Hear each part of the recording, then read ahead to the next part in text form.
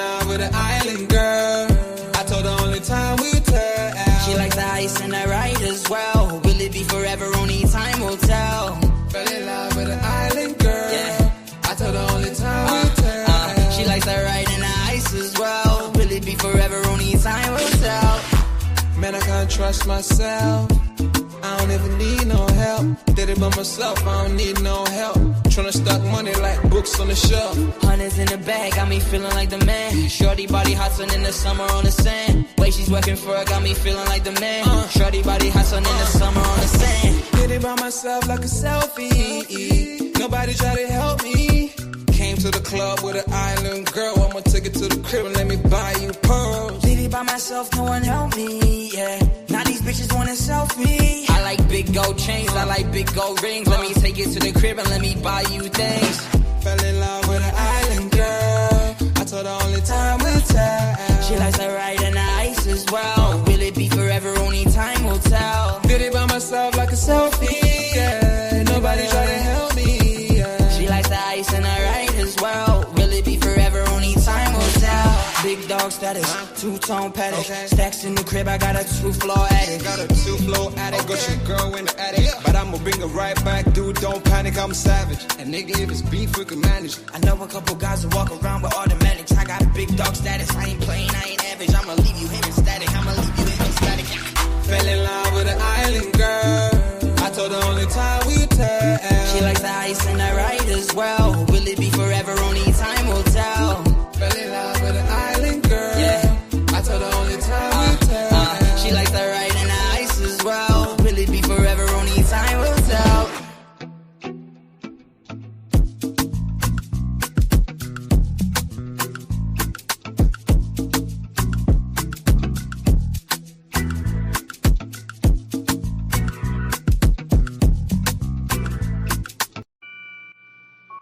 Take note.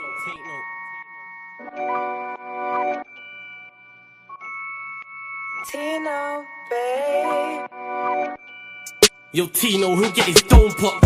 Satin blue on his whip, but he ain't no cop. Don't stop, spray up his motor till it smokes up. Cause what I bought for insurance, I have it wrote off, you joker. Suck on your mum and take note, cause the forward ring up in his grill. Like grandma stovetop, don't flop. Fuck up the game, like this was Roblox. Oh gunner, running this field, I'm for your walk up. Drum roll, load up a cannon and give her more shots. I put your face on a beam, now you're Zordon. Treat you like an old sketchbook, you'll get drawn on. I lead your girl from the back, I'm that raw blood. Wait, who the fuck feels they could do me something?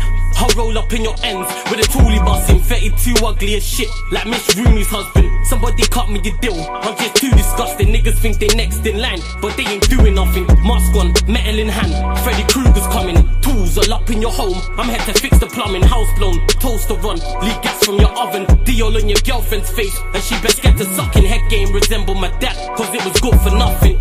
Yeah, I'm still vegan, but I'm down for beef. Niggas think they slick with a dialect, but talk is cheap. Watch your mouth, little nigga, because I roll with heat. Top said there's no returns, and I see no receipt. I put your boy in the back, like he was groceries. Riding round with the burner boy in case I find an eke extendo. Licking off shots until it overheats. No mask, did it barefaced, just so they know it's me. Eyes closed, chest wide open, heart surgery. Usher said just let it burn, let's make it third degree. Niggas think everything's jokes until you shoot his queen. Shot was funny as shit, it barely missed the beam. Wax on, then wax off to leave the burner clean. Then open up the Uber app to flee the murder scene. Waving a stick will make them levitate. I raise a toast in the air, let's celebrate. See a couple holding a blade, like it's wedding day. And yous can leave with a slash, just like wedding cake. Bitches on snap in the snacks. Oh no you ain't, know your place. Worked a flawless, you look like bellyache. Beat my deck all off in the face, and let it detonate. All facts, just ask your mum, she'll demonstrate. Damn right babes, I'm a jerk, just let it marinate. I gave it a beat like I was Penfold. I'm some retarded head, my tongue's mental. Babes, if you die then you die, cause you was meant to. Nigga, all I do is draw, I'm a pencil. Run up on you niggas like the rent's due. Dude, screwed, if I see food, you're on the menu. Your homies have to find the Dragon Balls to resurrect you. Fuck it, you niggas can all hate. I'm better than all of you niggas I don't rate. If your girl's fit, 4+4, she'll get 8. I'm a chiropractor back, just setting them all straight. Scorps, take note.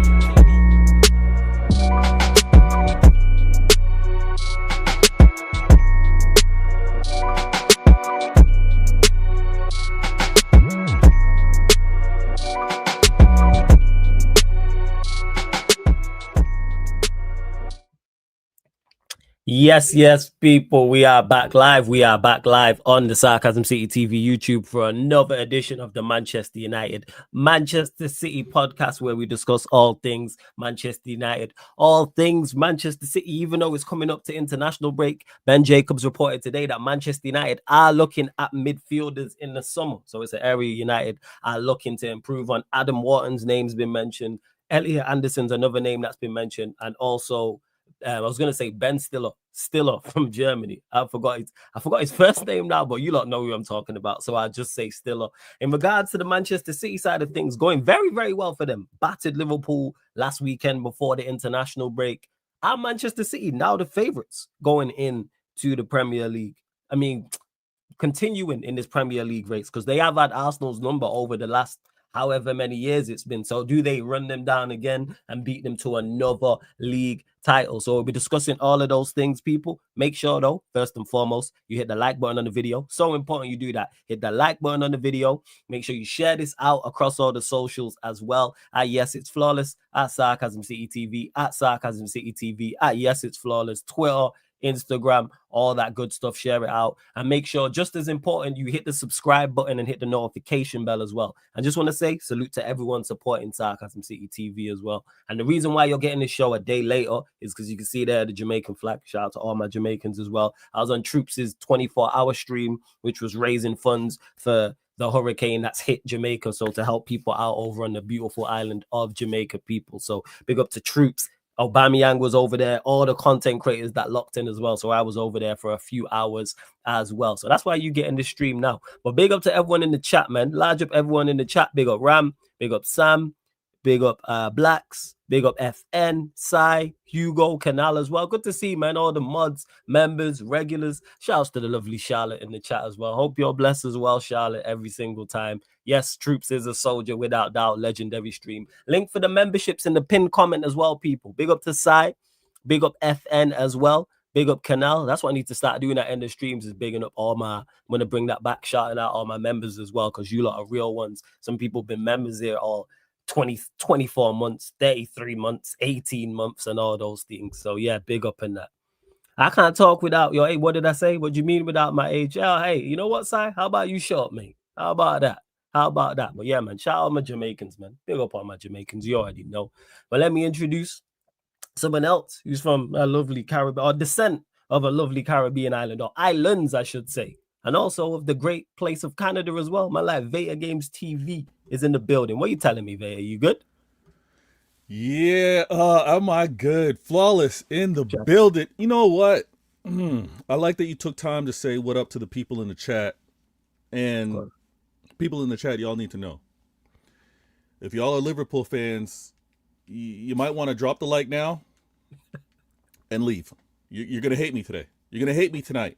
So drop a like, because you got to support my man Flawless. But you're not going to like this show, because I'm about to get in on it. I'm about to get in on it. Now, if you're tuning in for the first time and you're new, subscribe. Subscribe, all right? people. Now, Flawless is a man of many talents. He gives this content out in many different forms. You happen to be listening to it on the platforms. That's all good. That's cool, right? But you got to tune into the YouTube channel. I'm telling you got to tune into the YouTube channel. You got to see how he's got everything all set up. Mandem United, Mandem City. We're linked up. We're talking. And you don't want to miss out on these intros. Listen, it's going to be one of those shows. It's late hours for you guys, but it's more than worth it. It's more than worth it. Without further ado, Allow me to reintroduce myself. My name is Vader Games. got to do it twice. You know what it is. Listen. I took a minute, Flawless. Let me tell you something. I took a minute. I'm listening, man. Go on.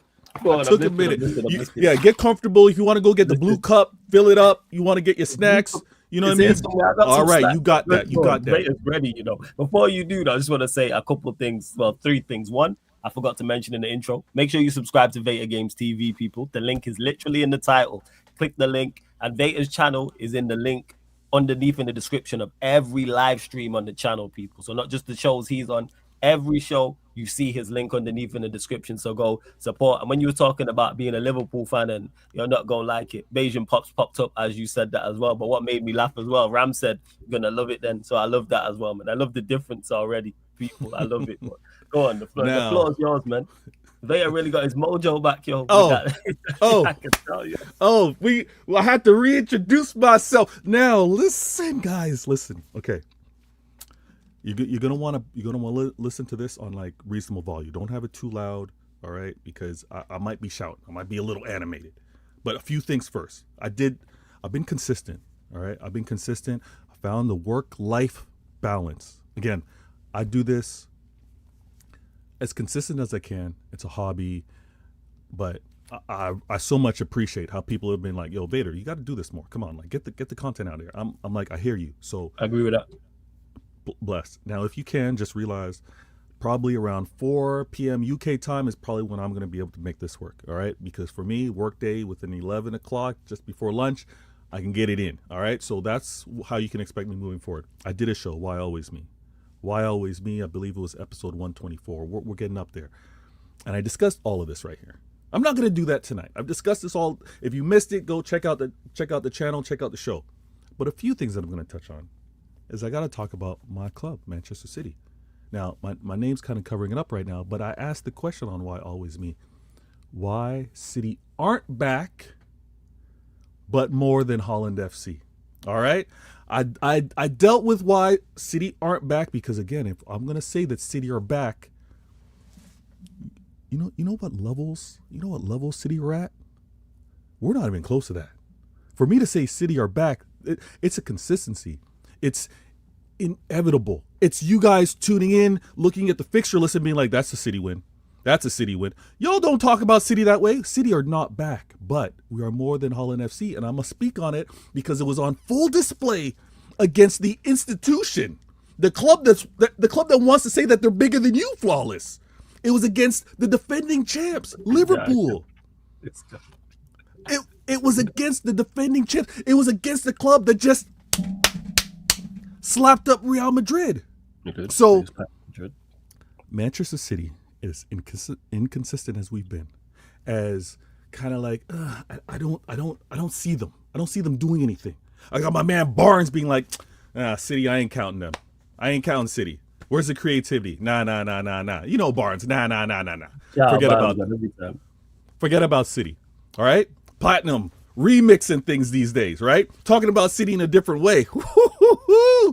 Had they had the poise, had they had the perspective of Pops, they wouldn't be caught up like this. Pops Dunn knew better. Pops Dunn knew better to count out City, right? He was respectful. That's why I rate Pops. Now, the game was on point. The game was on point from minute one. Now, both managers had to manage midweek games. They had to manage some rotation. I'm hearing Liverpool fans talk about maybe their players were tired. Maybe, listen, it is what it is. You're defending champs. You're playing in the UCL. There's no tired playing in a game versus Manchester City. And there's definitely no game that my players are going to be tired playing against Liverpool at home. Now, we protect our house. Now, we got disrespected last year. We got forgotten. We got talked down on. The same way they wanted to talk down on Foden because Foden had an off year after winning Player of the Year. They tried to do the same thing to Manchester City after winning 4 in a row. 4 in a row should earn you some damn respect. They had to get checked again. They had to get G-checked again. Now, what I love about the game, no problem with the starting 11. Not one City fan had a problem with the starting 11. It was a good starting 11. And I wouldn't have been upset if Pep had decided, to drop Shirky, maybe play Reinders. If he decided, you know what, I'm not going to have Bernardo Silva, I'm going to add Reinders. I was calm with that. Defensively, calm. Playing not a complete team. Not a team that needed to have stars. I'm destroying so many myths. So many Manchester City myths are getting destroyed. Pep needs to have the best talent to win, to succeed. All right, what's Nunes? What's Mateus Nunes? When was the last time he was scouted to be one of the better right backs? He's a midfielder, putting in a shift against a record signing. What? My man Mateus Nunes looking like a prime right back against the best midfielder that Germany had to offer. A record signing, one of two that Liverpool had to do. Mateus Nunes looked like, wait. All day he was working being like, they paid what for you? They paid what for you? Oh, now I got to go to City and ask for a raise because I got you locked up. If you're getting paid, transfer fee? Now, listen, Mateus Nunes. And then I got to work over to Diaz. Diaz looking comfortable now. He's got the life balance. He's got a cutie on his arm. He's able to balance that and still be productive on the pitch. I got Gavardio. Now Gavardio had a little iffy for me. He's given a couple passes centrally that I didn't like, but again, put in a great shift. And let me talk about Nico O'Reilly. Who's Nico O'Reilly? You say, Flawless, as you eat? Nico O'Reilly is an academy player, midfield, playing left back. And you know who he's very. I'm super. Not just in that game. I've been very impressed with him overall. Good player. Listen, very, very academy player. I'm so much pride. So much pride in the Manchester City Academy. I say it all the time. We out here pollinating like bees. We're pollinating everything. Football talent all over the place. Chelsea, my Blue Brothers, you're welcome. Cole Palmer, Lavia, Delap. It's all good. Listen. Speaking of Blue Brothers, this scrub big up CP every single time. Man said my two favorite gaslighters. One is a gaslighter for football in my Toronto, bro, and the other is the Lakers gaslighter after talk tonight. Yes, there will be a Lakers OKC watch along after this as well, people. Go on, Vale. Big up CP. Big up all you lot in the chat. Carry on, Vale. You on the roll? Yours. I'm going to deal with that gaslighting title a little later in the show because it's very interesting. I happen to witness a show. I happened to witness a stream. Funny enough, Pop should have been invited to it, if I'm going to be real with you. Lex should have been invited to it. They had this Liverpool Avengers stream last night. I'm going to speak on that I know what later you're in the talking show. about. I'm going to speak on that a little later in the show with regards to gaslighting. But Nico O'Reilly, academy player, flawless. He had him. Those of you listening and not watching on YouTube, he had Mo Salah in a chokehold. He had him locked up. He's like, "Where you going? What you trying to do? You got your contract. You ain't about this in no more. Relax." He had Salah locked up. Tried to press him a little bit. That first goal, amazing display because it had O'Reilly. Ridiculous. It had O'Reilly handling Salah deep in our own end. Couple plays through Foden, little 1-2s, Doku, little pop passes, getting out to the wing. Oh, Flawless almost choked because he knows the Doku talk's gonna be on fire. I'm gonna wait until you're done eating and you got nothing messing up with your pathways. I'm listening. Veo was on Veo. Even though you are on smoke, Doku was on smoke. No, nothing to say about it. I don't want to hear it from you. I'm gonna talk about Doku. Last time I asked you to talk about Doku, you were disrespectful. I don't want to hear it. Now I had Nico O'Reilly build up with the first goal. We were quality. We were quality. I don't want to hear Flawless talk about Doku now. Now it's easy to say it. My midfield as well. Nico Gonzalez, man. I had my own Manchester City fan base saying, I don't know if he's good enough. Give the man some damn time. We know how much time Rodri needed. Nico Gonzalez came in January doing his thing. Bernardo Silva, it's never going to show up on the stat line. If it applies, take it personally. If it doesn't, leave it alone. What's the GA? What's he doing? It's never going to show up on the GA part. But the man was critical. He's been critical. Probably one of the most versatile players Pep's had. Trusted. Captain for us. He put in a shift. Nico, Bernardo, Foden, who's been questioned, shouldn't have been questioned last season. Man was injured, but you got to take your shots because when he's been so good, when he's been accumulating so many honors, when he's been intricate, important to the trophies that we've won. I hated the fact that KDB had to come out of that UCL hurt, but you know what happened? My manager just looked, no hesitation, and said, Phil, get on that pitch. Didn't drop a beat. Man, imagine a player getting in the UCL and you didn't drop a beat with KDB having to leave the pitch. And I got clowns out here trying to compare him to the others. I refer to all the other players as others. They're trying to get to his level. Don't disrespect Foden and say, oh, Foden's not even as good as so-and-so. So-and-so. Stop it. You're saying Saka's nowhere near him. You said his name. I would not say his name. The others aren't near him. The others are trying to achieve what he's achieved. The others are trying to show the versatility that he has. Foden's played right wing, left wing, false 9. He's played the 8. He's played the 10. This player is trusted by Pep to do madness at a high level. Others they got their own position. Oh, maybe they'll play right wing. Do your thing. Maybe they'll play right wing in a 10. Don't compare them to Foden. Foden's different. And he's playing healthy now. You're seeing it. And again, doesn't show up on the stat line because, where was the goal? Where was the assist? But the way he kept that game going, the way he's playing more of an 8, the way he's got that deep role as well. Listen, City ain't back because I know what City back is like, but I like what we're getting to. And now when I talk about the attack, if you can't tell already in the chat, the attack was on point. That score flattered Liverpool, flattered them. 3-0 was a flattering score. True. That's true. You don't need to tell me, Flawless. I got this. Stay on mute. That score was I don't want the ad-libs. I don't want the ad-libs. I thought it was fuck Liverpool. It is, but not right now. Not right now. Enjoy your food. Solo track, All right, do your thing. Enjoy your food. Listen, no features, listen, I'm doing more than 16 bars. Let me just go. Let me go until I run out. The attack. Haaland misses a penalty. I didn't even hesitate. I was like, he owes us. He's going to owe us that. He's going to get us that goal. That's why the score is also flattering, because when do you expect Haaland to miss a penalty? He had, and again, credit to the Liverpool keeper. He faked one way and then dove and caught him off guard because Haaland was like, oh, you're already going that way? I'm going to catch you. He saved it. Brilliant save.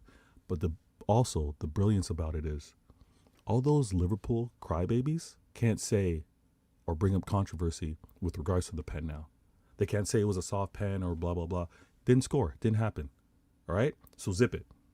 All right? Football rules or football gods, it all evened out. We didn't score by the soft pen according to you guys. Haaland made up for that goal. And I don't even know the number of passes we had to do. I didn't even know what Nunes did. Again, makeshift, right back, that cross. Listen, Flawless, you watching the NBA, you're going to do an NBA stream a little later. The way Haaland elevated, I thought that was NBA. I thought I was watching NBA on that pitch. It was NBA-esque. Was very dunked. He dunked on the player that's got eyes for Real Madrid. He dunked on Konate. Oh my gosh, that was a madness. And I was just like, okay, we got one. The second goal, bonus. To me. Nico Gonzalez wasn't expecting it. He took the shot, which the crowd was telling him, shoot. Shot, got a benefit. We happen to get lucky. We get a lot of deflected goals against Liverpool for whatever reason. KDB was notorious for it. But Nico Gonzalez, amazing way to go into half. I'm not even going to deal. You know what? For the crybabies, let me deal with this controversial offside, non-offside. Okay? We got to, as a fan base of rivals or whatever, we have to stop trying to make apples into oranges. There may be an instance where someone was in an offside position and closer to the keeper and ducked, but the line of sight is completely different. I see so many examples of them trying to bring up the Bernardo Silva example, which are completely different from what we just saw. One, Bernardo, had he stood up, the ball still doesn't hit him. Robertson, had he stood up, the ball would have hit him. So from an offside position, very different. On top of that, we don't have the advantage to it. Obviously, they don't always show it. I've seen a few that have kind of piecemealed it online. The amount of contact prior to us seeing in frame of the ball coming towards the net, Robertson's in contact with Donnarumma. So I think there were a lot of factors. It wasn't just clear, he ducked and it's the same as when Bernardo ducked, it should have stood. Stop it. And you know what I'm also going to say? If that goal stood, then we're looking at 3-1. We're looking at 4-1. No, the goal would have made a difference. Guys, City were dominant that entire game. That was a lucky. That was like, ooh, you lucked into one if you were to get that goal. So I don't want to hear it. Now, I had the pleasure of having some time on my hands. Bless up, Flawless. The crossover shows brilliant. But it stayed in my mind. I don't know if Pops is still in the chat. I don't know if Yeah, Platinum's of in course, the chat. Pops is in the chat. You know damn well Pops is in the chat. I don't know. I'm Yeah, you do. asking. Pops is here. All right, I'll tell you this. Pops is here every week. Every All time we do this show, Pops is here. Trust me. All right, Pops Pops is in watches the all chat. the content. Shout out to Pops because he supports the channel heavy. And he's always supporting because he always comments on stuff that when I'm on stream with him that he might not be in the chat, but I know he's watching. But when it comes to you, oh, he's here. 100%. All yes. right. Respect the Pops. My bad. I'm just saying. I don't know if Platinum's here, but Flawless in his brilliant ways. What do you mean? I know. I don't know. I'm asking. Flawless, brilliant. Had a crossover show. It had Pops. It had Platinum. It had Flawless. Apparently, Flawless was supposed to be neutral. Go back and watch the show. There was nothing neutral about it. It was 1v3. I went back and watched. I had to go back and watch it because I was like, was that the show where I had to defend Doku for my life? That was the show. So I went back. And I clipped it. I went back and clipped it up, and I remember Flawless being like, oh, I already know what Doku is. I've seen players like this. I've seen players like Doku. I know what he is. And I was like, Flawless, how do you know? How do you know what he's going to be? Yeah, oh, for 2 years, I've seen him do this. For 2 years. Okay. So you've seen it for 2 years. We don't write off. And I had this conversation. Carry on. No, this is his third year at City. He's only been there 3 years. Are you sure? I'm positive. All right, cool. Year 1, 4-peat. Year 2, we fell off. Right, cool. This is year 3. All right, cool. Go on, carry on. That's you. Right? The mind can play tricks on you. Now, he's been here. I just feels like he's just been here a long time. No, right, of course. That's what happens when you kind of, obviously, you're doing watch-alongs and you're seeing him play. It's his third year. Mm-hmm. And obviously, there are people that wanted him out in his second year. Oh, I know what this guy is. Oh, all the nicknames. Yeah, because we've seen this type of player many times before. So, more often than not, the player doesn't become, and he's still got a way to go in regards to consistency, because we're not going to act like Doku's been at this level he's at now. That's the best game we've seen him play for Manchester City. Comfortably. Would you agree with that? That's the best Doku you've seen in the Manchester City shirt. I mean, I've seen him deliver some assists, which were phenomenal. No, but I'm talking about from an overall game. Not remove the GNA against Liverpool. Yeah. I'm talking overall game-wise. That's the best I've seen him play. Yeah, but here's the thing, and this is why I'm very patient. So I'm asking you, is there a game that you can point to where you best really game? Given the magnitude, given what was asked of him, absolutely. But here's the thing. Exactly, but they forget acting like he's been at this level the entire time. If he's at this level, if he was performing at the level he's been performing at recently, I would have no complaints. This is not act like he's been at that level. Well, I'm not going to let you guys take the conversation a different way. The point is, you guys didn't think that he could get to this level. No. So this is what I've been fighting. This is what I've been saying, guys. No. I don't think he carries on at this rate. Okay, but you didn't even think he could do this. Don't get it twisted. You didn't think he could do this. You didn't think he could have this performance. So that's what I've been fighting. I've been fighting my life with regards to Doku and being like, guys, we don't give up on him in 2 years. And another thing is, I'm not just talking to you rivals. I had to do the same thing to City fans. I'm like, listen, we've seen this. It's Manchester City University. This ain't high school. It's another level. You got to take time to get to it. The learning curve is steep. Year 1, I'm not going to write you off. I'm going to give you some time. Year 2, I will be critical and say, I need more of this. In year 2, I saw enough to be like, I want him to remain here. I know what he can deliver. So this is what I was fighting with you. This is what I was fighting with Pops. This is what I've been fighting with other City fans about. Now, the reason why I say, and I agree, this is the best game that we've seen, is, and why I say we need to give players time, because the man's not just a left winger, Flawless. Pep's trusting him to do different things as well. Pep's saying, come centrally. Pep is telling him, listen, I want you to be an outlet. When we're trying to be on the counter, yeah, I know you can hold that possession a little bit. I know you can dance around, you know what? I know you can do that, the little drop the shoulder, you know what I mean? Those of you listening, not watching, I'm a little animated right now. Doku with the little shibby. Y'all know the Doku shibby. You know the Doku shibby. You can do that and get by some players and then allow Haaland, that monster, that beast, that cyborg, to run into space, and then we're on a mad counter. All right, you want to read that? Go ahead. Bro, this is just spot on. This is what it is. Doku is one of the quickest players in the Prem, so yes, we know he can blow past players, but the question has always been about his end product. Facts. And people, this is what 2.5 months of good form has got these men saying. This is how you know the level he's been at. But go on, as you were. No, well, what I'm going to go on and continue to say is I know that the levels that he could do. The conversation, I'm not getting it twisted. You guys said he could not do it. Not about being consistent. You said he could not do it. And I'm pointing out, I said he needs to be consistent. And I also said, I think he can do it. Now he's showing you guys he can do it. But you guys are also, I know. And now you guys are saying, okay, you proved that you can do it, which rivals. You proved that you can do it, which you guys didn't believe. Now you're saying, I want consistency. Cool. I'm saying the same thing. And that ties into it, by the way. When I say a player can't reach, well, I think that's automatic, but I'll say it anyway. When I think a player can't reach a certain level, of course, I don't think he can be consistent at that level because I don't think he'll get there. Ironically, I'm having this same conversation me and Troops had on Monday about Declan Rice. This is the crazy part. Go on, as you were. Well, I don't know the Declan Rice conversation, but right. So basically, the conversation was he was talking about Declan Rice being a quality, the most complete midfielder. I mean, becoming a complete midfielder this season. And I was saying, okay, I'm taking your word. Yeah, no. So I'm saying, I've not watched Arsenal like that this season. Obviously, the game after I watched him, he made 2 mistakes in 1 goal and cost him 2 points. But that's a whole different conversation. But the point is that I'm making is he's not at the. Why are you laughing? Did you watch the Sunderland game? No.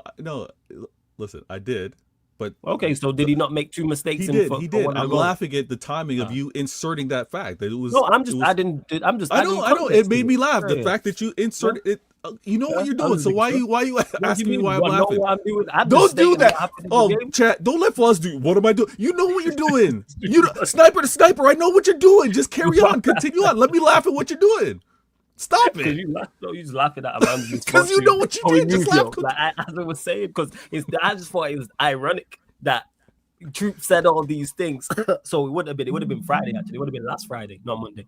Last Friday, he said all these conversations. We had this discussion. And then he made, 2 mistakes. You know how bad it got to be to make 2 mistakes in 1 goal. But get by a centre-back running off him. But that's a whole different conversation. The point is that I'm making is we was having that conversation where he was talking about Rice he's been better this season. So I'm saying, okay, you're saying Rice has been this is the highest level he's been at. And I said to him, I'm taking your word for it because I ain't watched Arsenal like that this season. Yeah. So you're saying he's at a better level. He's a complete midfielder. Okay, stay at that level then. That's where I'm at with it. Yeah. As I'm saying now with Doku. Yeah. Stay at you're now at a certain level performing. Stay at that level. That's where I'm at. The one thing where I'm going to kind of bring this back and bring it balanced is because you rivals, and I expect you to do this. I got to show CIA intelligent agendas. I know how to apply the narratives and the agendas. Bless. To say I want to see Doku more at this level, not since, and I could be messed up with the date. Go on. Not since, was it 2016? Not since Hazard. Not since Hazard has a player done in terms of dribble, pass, goals, assist, movement, like all the attacking stats. And I got to find it. Not since Eden Hazard has a player done this. So when I hear rivals say, I want more of that, well, it's already a rarity to begin with because we haven't seen it since Hazard. If you're saying, I want to see Doku keep at this level, so you're saying, I want to see Eden Hazard in a kind of peak level, that's all good. That's all good. No. Let me just finish this point. Because what you saw was rarity. What you saw was phenomenal. So I get it. Rivals are to say this. I want to see more of that. But I'm just keeping it balanced. More of that is exceptional play. Because Eden Hazard was the last guy to do it, and we know how good of a player he was. So I want to see consistency in terms of, he gets the end product. He gets a goal here. He gets the attack and what I call the pre-assist. We see what he's all about. And this is why I was also fighting for my life with Doku when I said, because you guys were saying, oh, let's see him keep that level when he plays against Arsenal. Well, again, you're going to have games where he's not going to be able to kill players like this because of how certain setups are going to be. But that was the point I was getting to when I talk about his level. I'm not necessarily saying in particular just the Liverpool game. I'm talking his overall level. Yes, you're going to have games that, let's say he was a 10. I'm not saying be a 10 every week. That's ridiculous. But be an 8. Would you say he's performed? Would you, if you was to do City player rating so far this season, would you have Doku as at least an 8 overall so far, just this season alone? On a scale of 0 to 10. He'd be pretty near to it. If we're talking all competitions, all comps, Prem, So you'd have it. So that's the point I'm making. And it could have been any number. Okay, so you're an 8, be a 7, 8 minimum. Consistency is key. That's where I'm at with it. So don't be. And if you're 7-8 consistently, you're gonna have some 10s. You're gonna have games that are 9s and 10s. Because like we've said, Doku has the ability to go past anyone. So even when you mention the low block, you have the ability to also break down a low block. It's always been your productivity. With the ability that you have, you go past players for fun on a regular basis. Your GNA should be higher. And it has been so far this year. I don't know how many goals and assists he's got. I'm going to check. But I know it's been more. I'm guessing It's also, so far this season is at, maybe it's not because he had the one where we had the 4 assists, but I'm sure it's at a high or he's on track. no, So he's again, when we talk about consistency, he's been showing it. When I also want to fight for a player and I say, listen, on ability, what I see, this is why I think this player is going to have success, is because if we're going to really talk ball, because again, it's funny on how the Liverpool fans want to give some context with regards to some of the players they have, but that they want to lose it and not remember it when it comes to Doku. There's also the players around him that need to be on the same page. Why are you shaking your head? I'm just saying facts. You didn't like it when I laughed. You said to me. No, I'm just saying. Okay, all right. So let's I'm just doing because I'm looking here. So these are his numbers. This is from previous. So this is 23-24. We do his numbers. So he made 29 appearances, 11 of them off the subs bench, 3 goals, 8 assists. That's his first season. Second season, 29 appearances, right? There's a lot of bench appearances, 13 appearances, 3 goals, 6 assists. Yeah, already this season, 11 games, 4 off the bench, 1 goal, 3 assists. So he's got what? That's like 4 goals in 8 starts. 4 GNA, in 8 starts. Mm-hmm. That's the type of numbers he should be putting up. All good. And it's not solely on numbers as well. Because let's say he does put up even better numbers and his performances dip. I'm fair like that. Yeah. So he has the talent is there in regards to go do it. So when I'm being fair with regards to talent, listen, all you jokers out there that want to talk about because again we want to compare, we want to be balanced in terms of what needs to happen. Okay, we all know about the Vert's talent, right? Have we seen it? No, we haven't seen it. What are some of the talking? Only in flashes. We've seen it in flashes. Yeah, in flashes. But what do we want to see? Consistency, right? Yeah, as of now, we haven't seen Vert's consistency. But the belief is there's a player there, right? There's a player there. We've seen that prior. In the Prem. He's shown that there's a player there. But yeah, we're going to see it in the Prem. But he's shown it definitely. We want to see consistency in the Prem. Absolutely. Okay. Yeah. Now, the conversation is, the players and how they aren't looking for him or how they don't move for him and all this kind of stuff. Okay, when you look at Doku and what he needs to do in terms of being synchronized with the killer up front, takes some time. With the midfield up front, takes some time. So when you talk about, he can get past any player, okay, well, he gets past the player, but then are the other players running into space? So then it does. He's not trying to get it past 2 defenders for it to not get hit by the first man. Which I think they are. I think that's where more of the criticism That's where we're at. So when I say give it some damn time, it's because there's not just him. It's also the team that need to be on balance. I'm calm. We're not going to revisit in terms of the whole Doku good or not. But I've been fighting for it. And I'm so proud, so happy to see how he displayed. And the fact is, when he scored, of course, listen, I've been fighting. I've been fighting for a long time now. He's been on it. I'm gonna be watching you lot's game, so it's gonna be interesting to see. It's gonna be great. Actually good to watch. So that's why. Listen. We needed to be the viewership was down last season. But what I loved about Doku is that he was like he did this. He said nah. He was pointing at himself and he was like nah. He was like nah, not me. Gave all praise, right? He said it wasn't me alone that his performance is absolutely great. Now, what I also like, and this is a conversation that I had to revisit because I went back to the crossover, flawless, brilliant. He does the crossovers better than anyone. Appreciate it. Thank you. Listen, A&R. You want to talk about artist rep? This is him, the one that's out there trying to find new talent. The fact that he put this collaboration together, I was like, you know what? Let me visit. Flawless was onto something. Now, there was this whole conversation with regards to Doku and Pops was involved, obviously Platinum and yourself. Mm-hmm. And I was like, Pep isn't telling him what to do, but Pep is saying here's going to be situations where you can recognize it and have quick responses, right? Minimize the response time so he can be that much more effective. When I was pointing out, like Pep saying, listen, you see 2 on you, no, that's a sign. Pass it out. We'll recycle it. We'll move the ball and we'll make it advantage. Now, when we talk about elevating levels, Did you see how many times he was taking on 2 players, Flawless? Oh yeah, facts. Like, so again, from a confidence standpoint, or maybe he sat down and had a great conversation, and Liverpool fans hate when I say this. Y'all might want to earmuff this and not hear what I have to say. I was told Pep Linders, he's going to be a problem at City. Pep Linders, oh, watch what he's going to do. He ruined us. Klopp, the reason why we didn't win what we won, the reason why we fell off was Pep Linders. Pep Linders was given the keys from Klopp. And you think my manager is going to be dumb enough to give the keys to Pep Linders? He's going to be like, listen, all right, we're going to work on this together. Pep and Pep squared. This is what I know. This is how I want to attack. Pep Linders is like, listen, I've been coaching there for a while. Konate, give him the ball. Let him make the decisions. Trent's no longer there. All right, so the outlet, the quick pass, the one that's going to send diagonals with the perfect pace over top, he's not there anymore. Bradley, the game plan that we had, Pep and Pep on point. This Pep Linder is going to ruin your club. Y'all ain't talking like that anymore.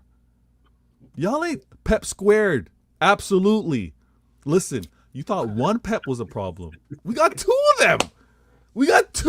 of them. So when it came down to the game plan, Flawless, and this jumped off at the screen.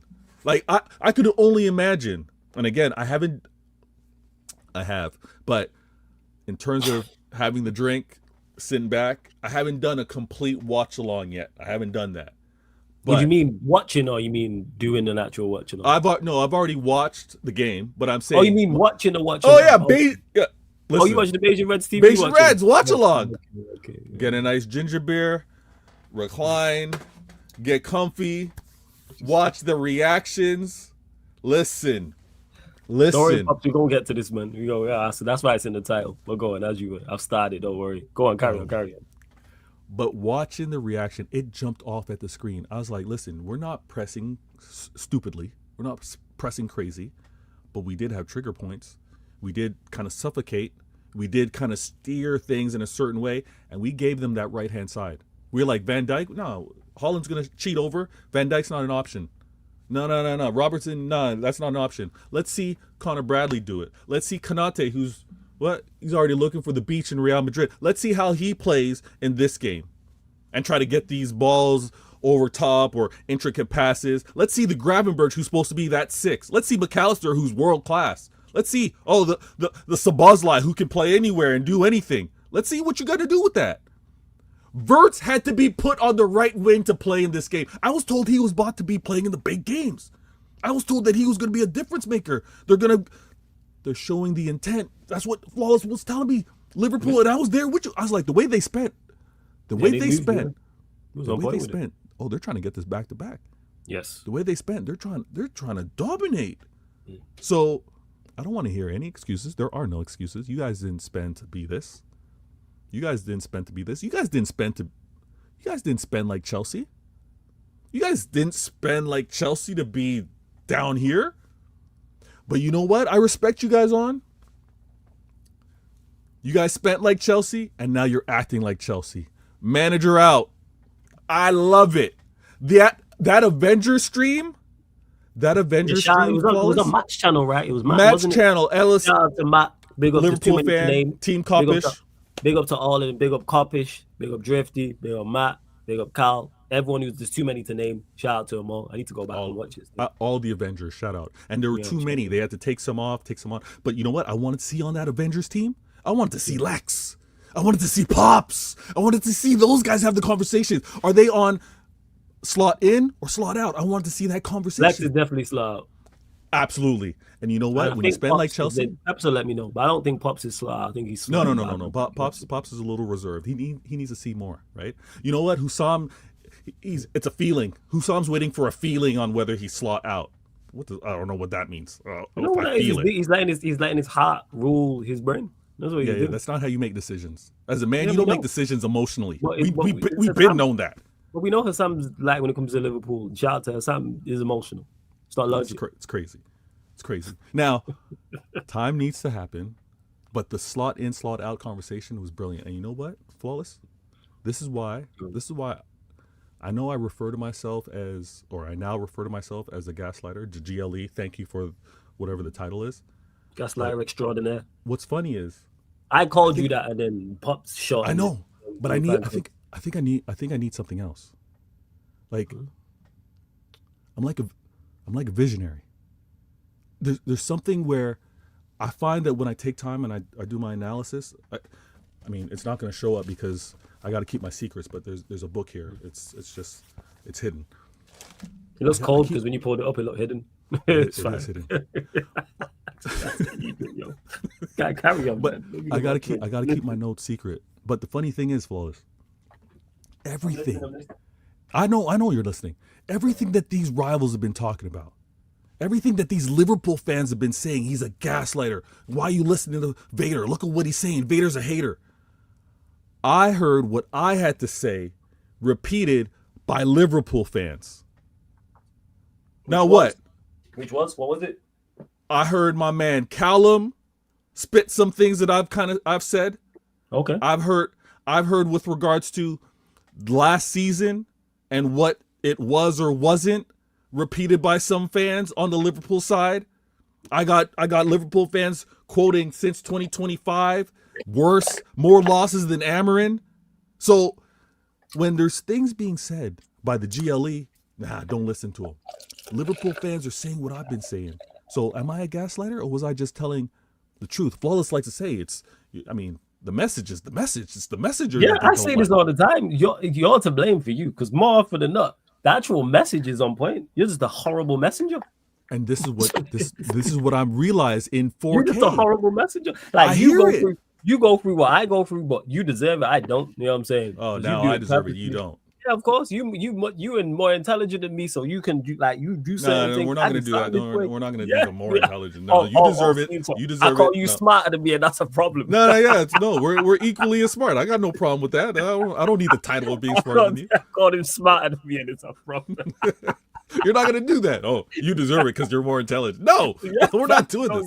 You deserve it too. You're more aware. You're just as aware. No, you're just as aware. Stop it. Now.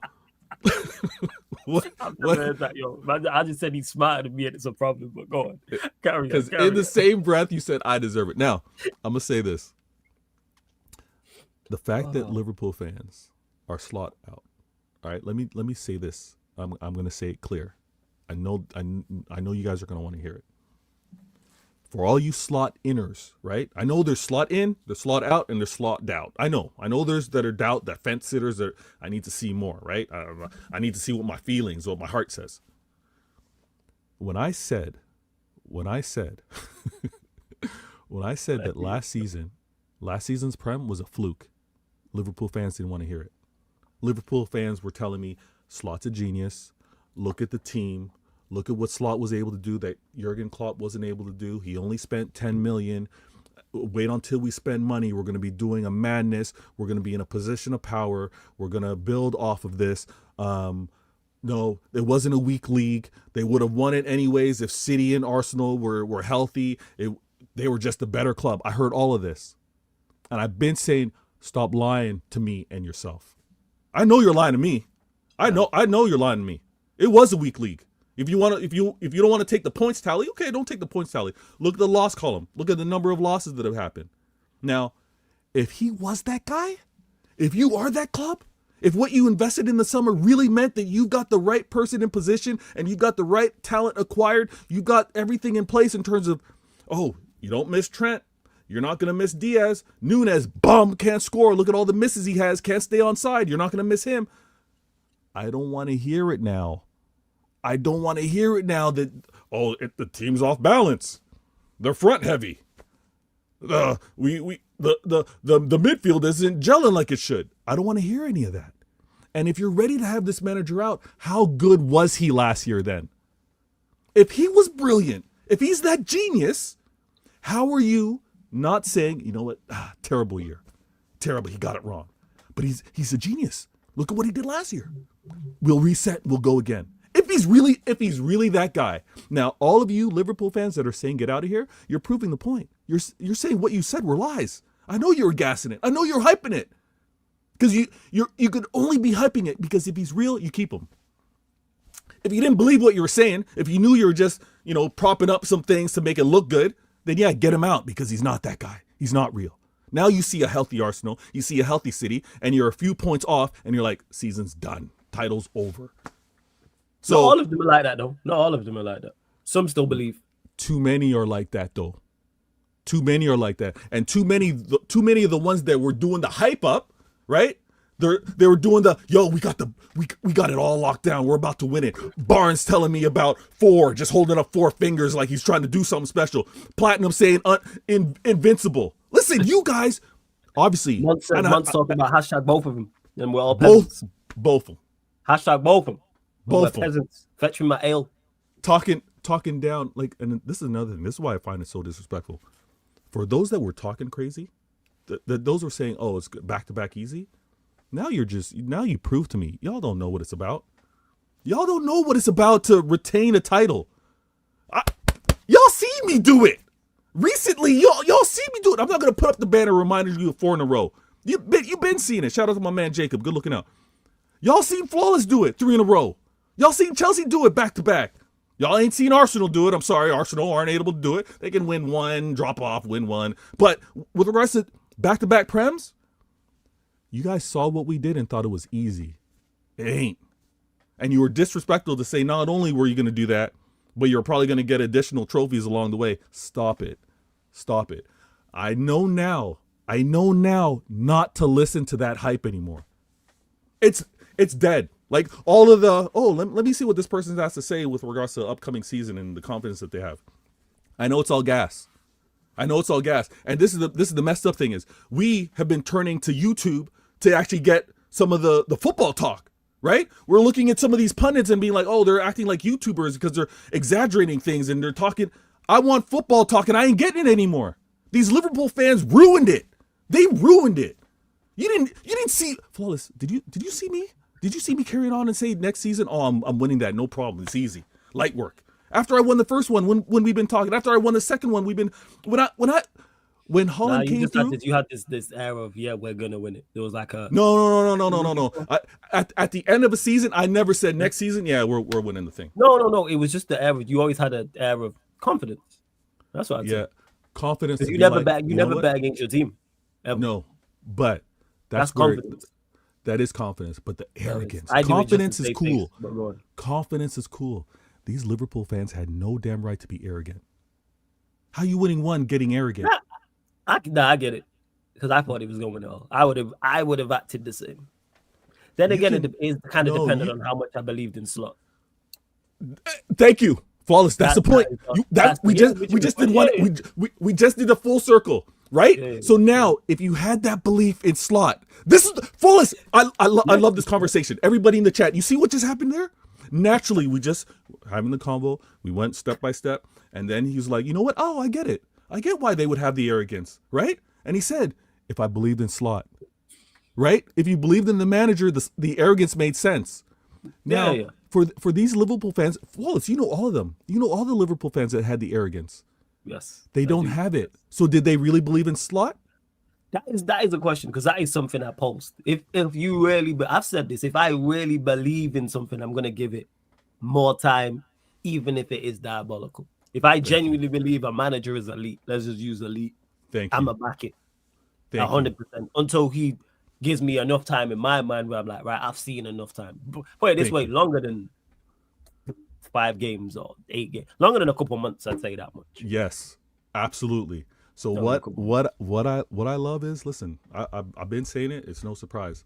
I like chilling in cut. Obviously I'll mix it up. I'll have the conversation. I'll be like, okay, this is what I think my club will do. This is what I think your club will do. We'll go back and forth.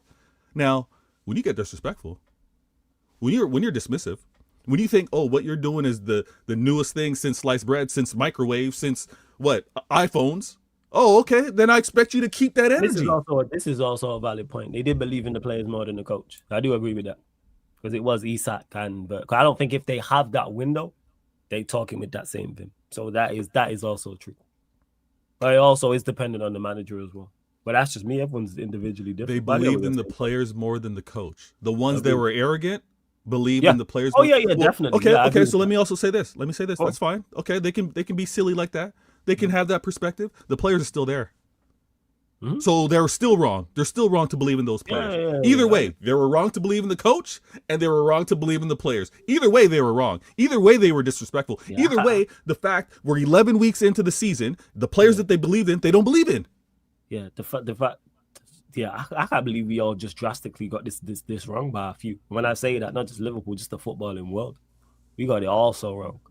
Well, don't include me in that, but yeah, you were way wrong. Yeah, no, that's why I said the vast majority, not all. There's a minor few who got it. Yeah. Common sense not common anymore.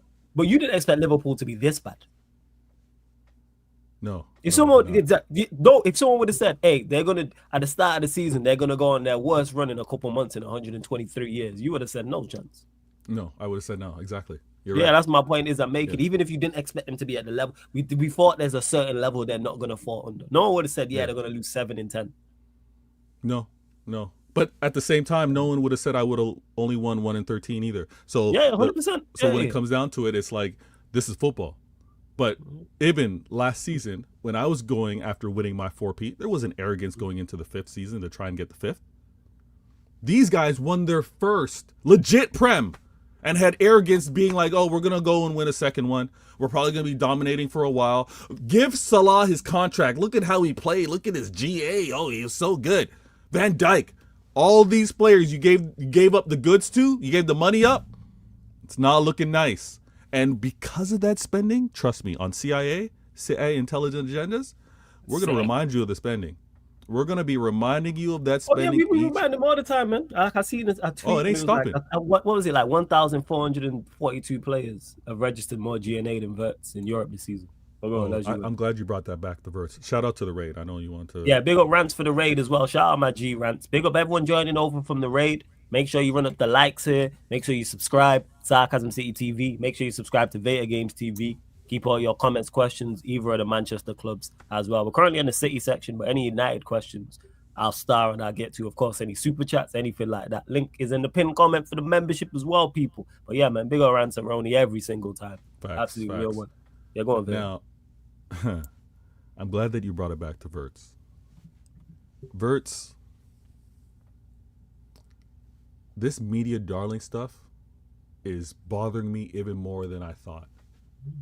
It's bothering me even more than I thought because I wanted Pogba to come to City. I'm going to be real with you. I was like, I still had Yaya Toure, but I was like, ooh, kind of like the next gen. Ooh, what could be? Yaya on his way out a little bit. We got Pogba. Ooh, that's going to be nasty. Unfortunately, he chose the wrong club. Him under Pep would have been disgusting. But I saw how he was treated. I saw how he was talked about. What was he, 95 mil or something like that when he was signed? Pogba, 88 or 89. 89. The way they talked about him was crazy. Now, I'm not going to do the whole, Sol Campbell thing, but the way they talked about Pogba was crazy. I'm seeing media darlings, Verts, kilometers ran, no player in the top 6 or some nonsense has ran more. Are you kidding me? Are you kidding me? And when I was talking about how poor he was, I'm gaslighting again. I'm just ahead of the curve. I'm a visionary. Now, you don't like it. What I'm going to do is I'm going to give those talking points to someone else. You know what? I'm going to come up with a burner. I'm going to have a burner on YouTube. And I'm going to be in the comments. I'm a super chat. And then you guys will listen to that and be like, oh, so-and-so spitting. But if it was me, he's gaslighting. Now, I have to say, Verts, Ekitike, Isak, if this Liverpool team finished outside of Europe, it's disaster. Worse. Europe, mad. You know what? Sorry, out of the Champions League, because I know Europe means a lot of things. Oh yeah, that's what I was saying to clarify, because Europe has got it. You could be. Ain't it like 10? Wait, I think it's like 10 English teams across Europe this season or something crazy. It's mad. But go on. Because of some play-ins and some things. Yeah, stop. Like, if they're out of Champions League, it's going to be diabolical. And listen, I don't do content with Mons, but I saw the chat. Mons deserves this. Yeah, he is the one that he deserves it the most. 100%. Mons deserves this. Ram deserves this. Yeah. Rax deserves this. All those Drifty, Matt, Callum, y'all all deserve this. Hey, that's the words I fucks with Coppish. That's the words of Vader people going as you were. What, you disagree? I don't know. You didn't catch how they were talking before the season. Nah, I didn't hear how they was talking before the season. And they, you know what it is? They leave me alone like that. Like they deserve it for being Liverpool fans, but that's it. There's no extra. Yeah, they can leave you alone because you ain't challenging anything right now. No. But no, that's not the case. That is why you're not a threat. Because Muntz and Hassam and Crab and Barnes don't leave me alone, so they deserve it. I'm saying I'm on an individual thing. Like, yeah, crash on Manchester United, cool. But they crash on me. So, like, they deserve it. So, Muntz, Hassam, Crab, Barnes, who else? Ram, Stroll. You're being nice, and I'm not going to let you be nice. If you were doing content with Team Coppish, you'd have problems. I've heard how they speak. I've seen how they've been moving. Not all of the Liverpool fans I do content with, like, I have problems with like that. The ones that you do content with, you got problems. Like me and Lex don't. Nah, not really. What? Yeah, not really. Lex deserves this. That's another one. Lex deserves it. And this is why I understand. What's funny is just seeing the change in Lex. That's what makes me laugh. Yes, this is why. That's what's funny to it, yo. Trust me. I was go through the shit, I gotta do this and my team's terrible. Like that's a new experience for people. You know what? I felt bad for Lex because I know a portion was like, concerned, worried about how family is back home and all that stuff, and then taking these losses as well. It was like, it's just there's nothing good right now. I gotta worry about the hurricane. My team's crap. I've been talking big and heavy, and now his manager has more losses than Ruben Amorim. Like he ain't happy right now. So this international break came at a perfect time when it comes down to how we now move. And I know you got these questions started. If you can, let me do prayers with the kids. Yeah, do your thing, man. I get to it. Do your thing and come back. Don't worry, man. I'm gonna get to it 100%. You lot, make sure you subscribe. They a bit on form. just like that, man. Quality content right there. Big up Rants again from the raid. Over 100 people in here. Please run up the likes. How many likes are we actually on? What are we doing? Let me check. I don't know if the likes is liking. We're only at 39 likes. Let's get up to 60 likes, people. 21 more likes. What is going on? Hey, mods, regulars, which is normally the same thing anyway, because anyone who's a regular is a mod. Members, all that good stuff. Get everyone liking the stream, please. Get everyone liking the stream. What is going on? Have you subscribed as well? And make sure you subscribe to Vader Games TV. The link's in the title. Shout out Bayesian Pops in the chat. Make sure you subscribe to Bayesian Reds TV. They're even on the show. But yeah, they're my G's. My OGs, I should say. Links underneath in the description for that channel as well. I'm just making this poll real quick. Hit the like button and subscribe. Have you people? Have you hit the like button and subscribe? What is going on? That's all I ask you. Lot. Pay the tax, people. Pay the tax. All I need you at is tax-free. That's it. It's tax-free. So please run up the likes, hit the subscribe button. Flawless, did you see how Muntz and Kyle spoke to Specs about taking Iketika and Isak? Wait, what? You see how Muntz and Kyle spoke to Specs about taking Iketika and Isak is taking his wife and his sighting? Yeah, that's crazy. Someone takes your wife and your sighting, yeah. You just got, like, you don't even know. You just lost. You just can't talk to that man. Someone takes your wife and your sighting. That's crazy. That's crazy. That is a hashtag both of them. You probably wouldn't survive, but then again, you shouldn't have sightings. Like, you shouldn't have sightings, but we move. To Cells, who says this, Flawless, how's Vader a gaslighter when he tells the truth? Said this before, I'll say this again. You can gaslight with the truth. Do I actually agree? But look, this will sound crazy with most of what actual Vader says. But is he a gaslighter? Yeah. Same way you control with the truth, you can gaslight with the truth. And Vader knows what he's doing. I actually don't disagree with the vast majority of what he says. I don't disagree with. Well, he knows what he's doing by saying certain things. And then like 95% of things we agree on. But the 5%, we couldn't be more opposite.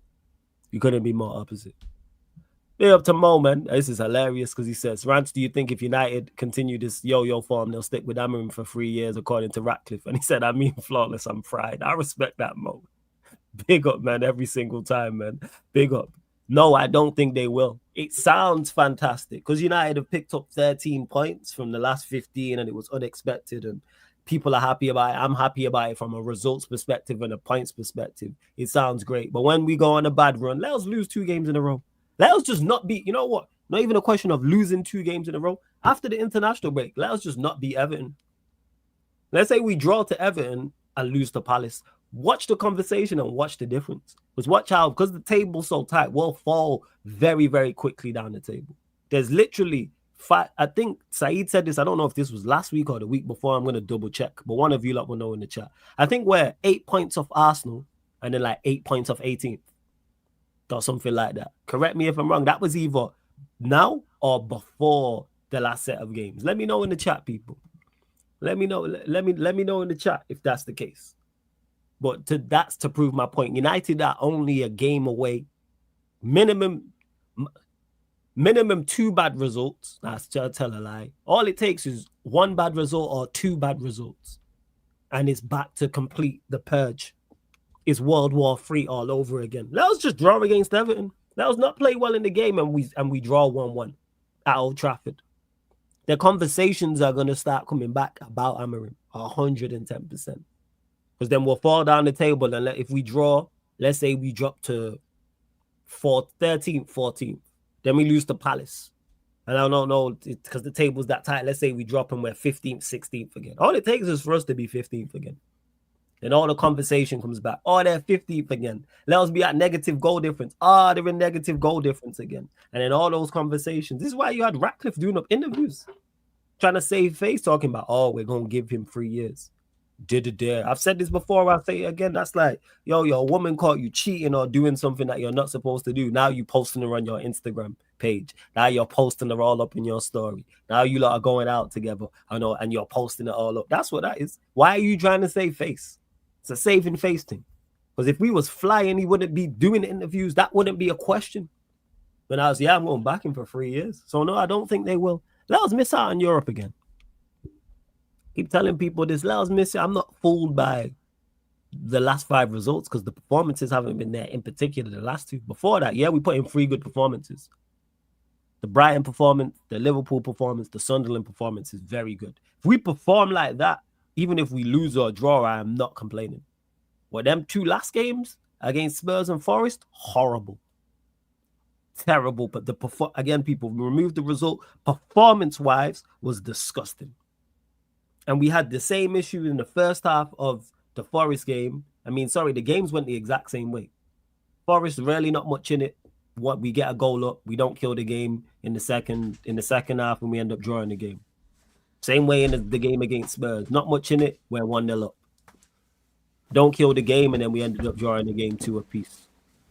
And you've seen Spurs' whole form. Like, people just overlook that. People really just overlook that. Their home form has been horrendous so far this season. Before us, they had played 5 matches at home and scored 5 goals. We gave up 2. And the 5 goals they scored, 3 of them was against Burnley, and 1 of them was a last-minute equalizer against Wolves. So 4 of their 5 goals are against 2 of the worst teams in the league. And people wonder why I had the issue with, and also their best attackers were all missing. No Kudus, no Madison, no Kulusevski. Nobody's taken any of their attackers.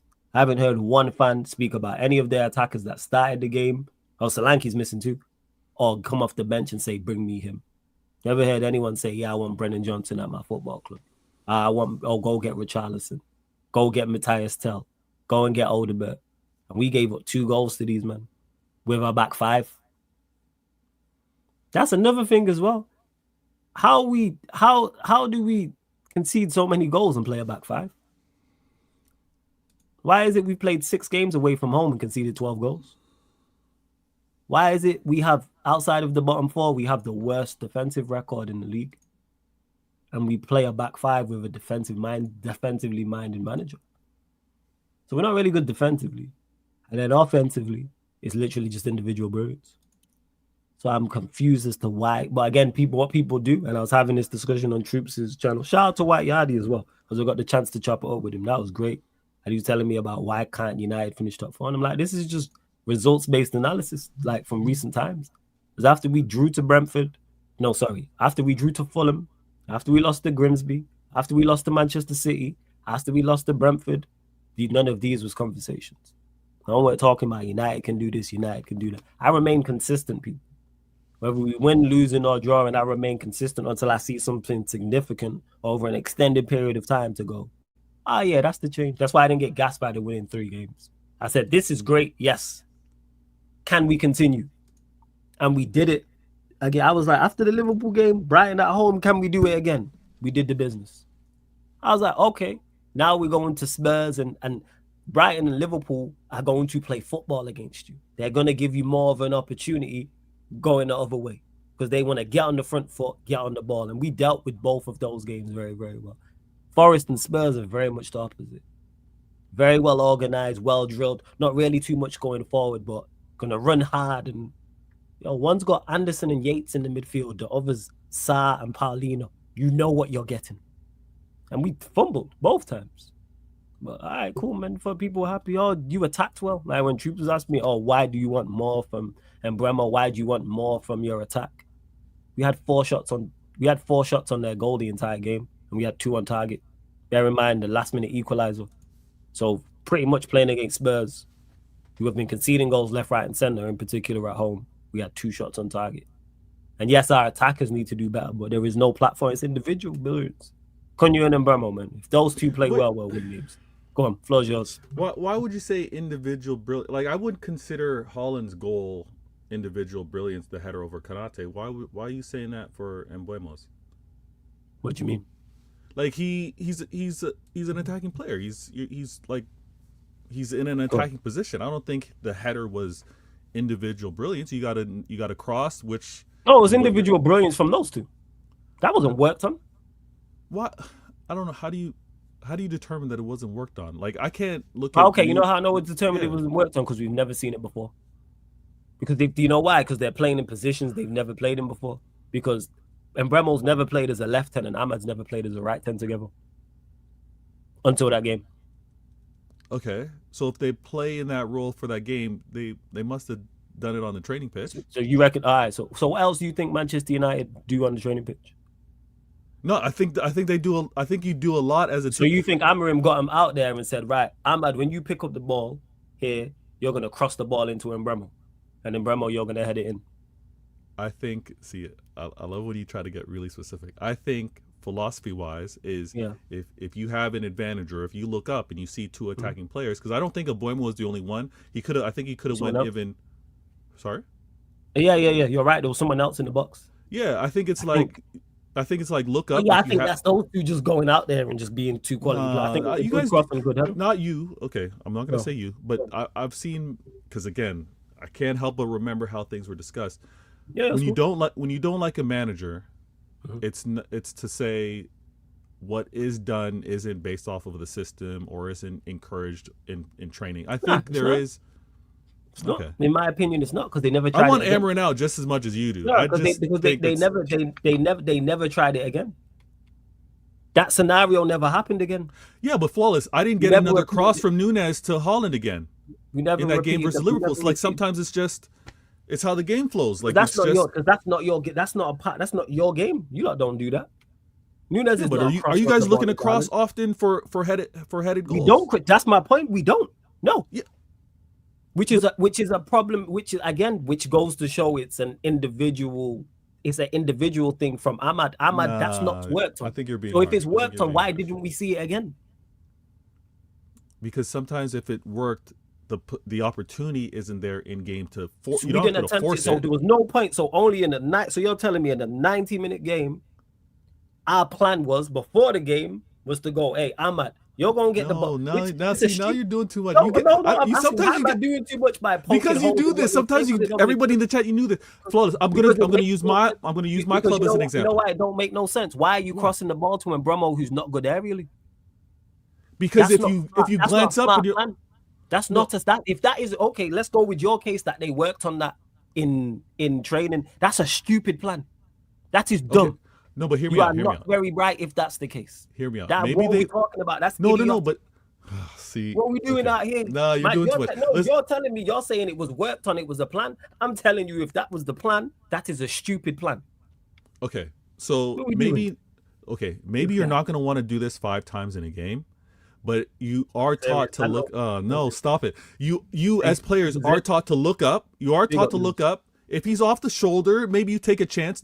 I don't see, to be honest with you, from Nunez delivery, I don't see many crosses from Nunes to Holland. When we want to talk about again, you lot don't really cross the ball like that.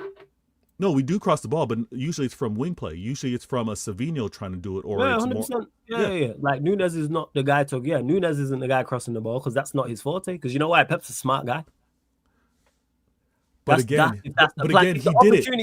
No, flawless. No, Bro. see, you're being so unfair. Okay, it's not what we do. You can be clear, City. It's not what we do, especially from Nunes. But we did it in the game because you know what? Glance up, we kind of have an advantage. Let's try it, right? I'm saying it's not individual brilliance. I'm not going to say, oh. So what do you think it is then? No, but hold on. I'm not going to say Pep got it wrong and Nunes and Holland individual brilliance. I think Pep didn't get it wrong because Pep didn't work on that. You're telling me it was worked on? I'm saying no, but you work on those scenarios. I'm sure when Sesko's in the middle of the pitch, we don't cross the Sesko. No. Oh my gosh. We don't cross the Sesko. See, this because you don't watch us. We don't cross the ball to Sesko. No. So you're telling me this is why it sounds stupid what you're saying. Hold on. Let me make this point. Let me make this point. Hold on. You guys don't cross the ball at all. We don't cross the ball to Sesko. No. Okay. This is why it's daft what you're saying that it was worked on to cross the ball to Embremo, but we don't. What we cross the ball to we cross the ball to Embremo, who's not even got double figures aerial goals in his career, but the 6'5" Slovenian who could be playing in the NBA for the Raptors, we don't cross the ball to. So you know what you're gonna make me do, and I'm not gonna have time to do this on the show. I'm gonna look up what are the number of crosses United have made. Look up, right? And you know what's crazy? We cross the ball more when Sesko's not on the pitch. Okay. What do you mean? Okay, so this goes to show how why you're saying makes no sense. We cross the ball more when Sesko's not on the pitch. But you just tell me you don't cross the ball. No, we rarely cross the ball, yes, but we cross the ball more when Sesko's not on the pitch. And if I also say that it's something that you don't do rarely, but you would do in training, I'm not off for that. I don't think we do that in training. I don't know what we do in training, to be honest. In training, I don't see any repeated patterns to say what we do in training. Because nothing's repetitive. Apart from kicking the ball long, there's nothing we do repetitively. Okay. I don't know all about football, but in training, you work on what you think is an advantage versus your larger blue brother. In training, you work on what you think are advantages against the team that you're playing. It may not be something you do week to week because sometimes it's an advantage. I don't think we do. Okay. All right. I don't think we do. Your manager said it. No, was it De Bruyne? De Bruyne said as much about what manager was it? It was one of your guys. It was either Ten Hag or Oli. It was one of the times we was playing you. I think it might have been Ten Hag. And he said we turned up to training and we kind of just didn't set a tactical plan because we didn't know what they was going to do because they don't know what they was going to do. I think it was Ten Hag. I think De Bruyne said that, which makes sense. You talking about United having repeated plans is crazy. I think you work on the fact that that's not individual brilliance is crazy because I guarantee you this, we ain't going to see it again. We can bet as much. I know you're not betting, man. This is what's beautiful about this show. Flawless. Don't let me see a cross. Don't let me see a cross in the game. See a cross from who? From Ahmad to Embremo. You're not going to see that, no. No, it could be to Ahmed to whoever's in that position again. The point is about the point. No, but it's not so much about the. No, but it's not so much about who it was to. It's about where that player was. Right? All right. So you think we're gonna see our left hand crossing? No, sorry, our right hand crossing it to our left hand because that's what it was in the game. No, but again, I guarantee you won't see that. Okay, guarantee it. Okay, again, you're going I want a specific position or a player name to specific position or player name. I'm saying if you have time on the wing and you look up and you see a player off the shoulder, I don't think it's off if a manager says you got the freedom to cross that in. And it wasn't it's off. It wasn't on the wing. It was just it was in the box because we sustained an attack. He dinked it to him. He dinked it towards him. Yeah. All right. So if it happens, if we see that again, to say that it's not something that could be communicated from the manager, I'm hammering out just like you, but it could be something where that's where we just have to agree to disagree then. All right. Because I'm not hearing that. He said, I'm mad when you get the ball in the box, dink it to Embremo. No. I don't think that was said. I don't think that was worked on. No. You get so I don't think it was, especially against a Spurs side that are very good from an aerial standpoint. defensively. But yeah, that makes up. But then we have a 6'5" striker, but you play two inverted. You play a left wing back who's right-footed and a right wing back who's left-footed, and then you turn that around and then say in a press interview, "Oh yeah, well Delo has to cut back because he's not left-footed, or play a left-footed left wing back." Then everything I say, I have backups to from this manager saying that. See, that don't make no sense. Here it is. Don't make no type of. He said this himself. Delo can't. I'm paraphrasing, but certainly along the lines of Delo struggles out there because he's right-footed, so we can't cross the ball in. And like I said, we cross the ball less when Sesko's on the pitch. Sesko don't get aerial crosses to attack, and he's 6'5". But you think our plan was no, when our right 10 gets it, so we don't cross the ball to the 6'5" Slovenian striker whose aerial prowess is his best attribute. So we don't cross the ball to him. So that's a no-go in the training area. So no, just to clarify people to what Veta is trying to tell me is a possible. So we don't. Let me repeat that again. So Sesko, 6'5", 6'6". You're doing too much. Why? No, I'm not doing too much. No, Yes, I'm you poking are. holes in what you're saying. Let me land, because I let you land. So Sesko, who is 6'5", 6'6", whose aerial prowess is his best attribute, we don't cross the ball to people. So whether it's the 10s, the wing backs, the 8s, whatever, don't cross the ball to him. But what I want you to do, Ahmad, is when you get the ball just inside the box, cross the ball to Embremo, who's played 300 plus games but only scored 7 aerial goals, 7 headed goals. But no, cross the ball to him there. Yeah, that makes you know what, actually, you might be right. That sounds like some dumb shit Amarim would say. Yeah, man, you right. Yeah. You right. That could work. Yeah. Flawless, don't make me do this. Don't make me do this. I don't want to expose. Don't make me do what? You said it. You said you reckon it was an instruction. So I'm saying, all right, cool. Maybe it was. You was right. Maybe it was. He would I actually believe he would tell Ahmad cross the ball to Embremo. I could imagine him saying that. Hey, 100%. Now, when I say you're doing too much, you're brilliant for it, is you'll go specific. You'll say, Ahmad, Amarin's telling you, Ahmad, you're going to cross it to Embuemo. I'm not saying all that. I'm not saying all. I'm not even saying 2 10s. I'm saying whoever. I'm saying because you could have a wing back to get in that position, or you could have some time on the ball. Now, what I saw, and you're making me do this. You're making me do this. Let's go. All right, let me move this over here. Patient with me while I do this. Oh, good, man. Take your time. Yeah, man. We just sustained the attack, pops. That was just a quality cross by Ahmad, and it was a quality header by Embremo. That's all there was. Veta trying to do too much. You trying to do way too much. Oh, that was a plan. They worked on that. I didn't say it was a plan. I said it could have been worked on, because this individual brilliance is a tagline that you United fans have been doing too much. You used it against Ole, you used it against Ten Hag, and sometimes it could have been a case where it's like it's instructed in terms of you look up, see if we have a numerical advantage, and let's put it in the box. That's all I'm saying. It's not a matter of it has to be Ahmad, it has to be Embuemo. It's like, look up, we might have a chance here. That's all I'm saying. Love the ball in the box. I hear it. All right. I hear it. And it wasn't labeled at Ten Hag when we was playing well, actually, because we were actually a good team. Individual brilliance wasn't labeled. When we went on the run with Ollie when he was interim, it wasn't labeled as into individual brilliance. I label it as individual brilliance. No, it was labeled when you guys were doing bad. That's what I'm saying. Yeah, of course. Of course, you're not going to say it when you're doing well, but when you're doing bad, you're going to say. No, you can label individual brilliance when you're playing well. All right, this is the moment. Yeah. All right, so I'll put you full screen 1 second. Give me a sec.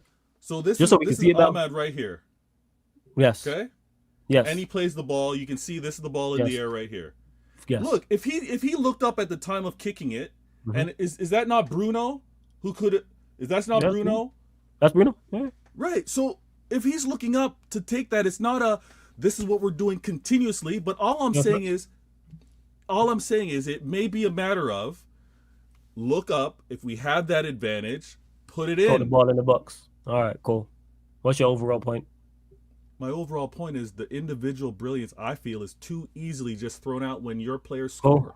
Right, I want the manager out. I'm just saying, I want the manager out like you. I just don't want the blanketed individual brilliance. Back to my original point anyway, people. 4 shots, we had the entire game, 2 on target. That's unacceptable. So that falls on I agree with that. Hammering out. I'm with you. Yeah. Like, and that's where I'm at with it. So Veta can try and take it elsewhere and talk about whether it's individual brilliance or not. His manager stinks. Our attack stinks. I'm And with you. I want the the only time our attack looks good is when certain individuals play well. That's what it is. There's no middle ground. There is zero middle ground with our attack. It's either very good or very, very bad. There is zero middle ground. When Bremo and or Cunha don't play well, we don't play well as an attack. Has Cunha been playing well? Not these past couple, no.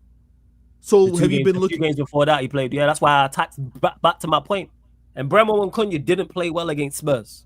Our attack was poor. And Bremo and Cunha didn't play well against Nottingham Forest. Our attack was poor. And Bremo and Cunha played very well against Brighton. We scored 4 goals and should have scored more. And Bremo and Cunha were very good against Liverpool. We scored 2 goals and should have scored more. See the pattern? And I can continue. Has Cunha been good overall this season? No, not overall. Has he had some good games? Yes.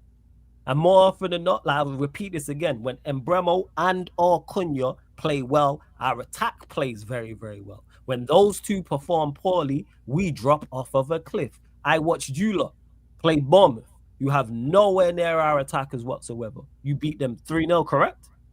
Wait, You beat Bournemouth 3-0. Did you beat Bournemouth 3-0 this season? Yeah, but what are you talking about? Okay, let me land. So I'm gonna finish the point. You beat Bournemouth 3-0. You beat us 3-0. Bournemouth have nowhere near our attacking prowess. How come they created better chances against you than we did? Can I get the answer to my question? Why did Bournemouth create better chances at the Etihad against you than we did? Flawless, let's be honest. We wouldn't defend against United the same way we would defend against Bournemouth. Bournemouth would also press differently than you guys would press us. They created some of those opportunities as well.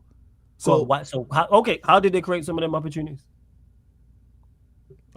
Ultimately, it's a coach. I mean, it wasn't 3-0. It's ultimately it's a who? Don't whisper it. Ultimately, it's the what?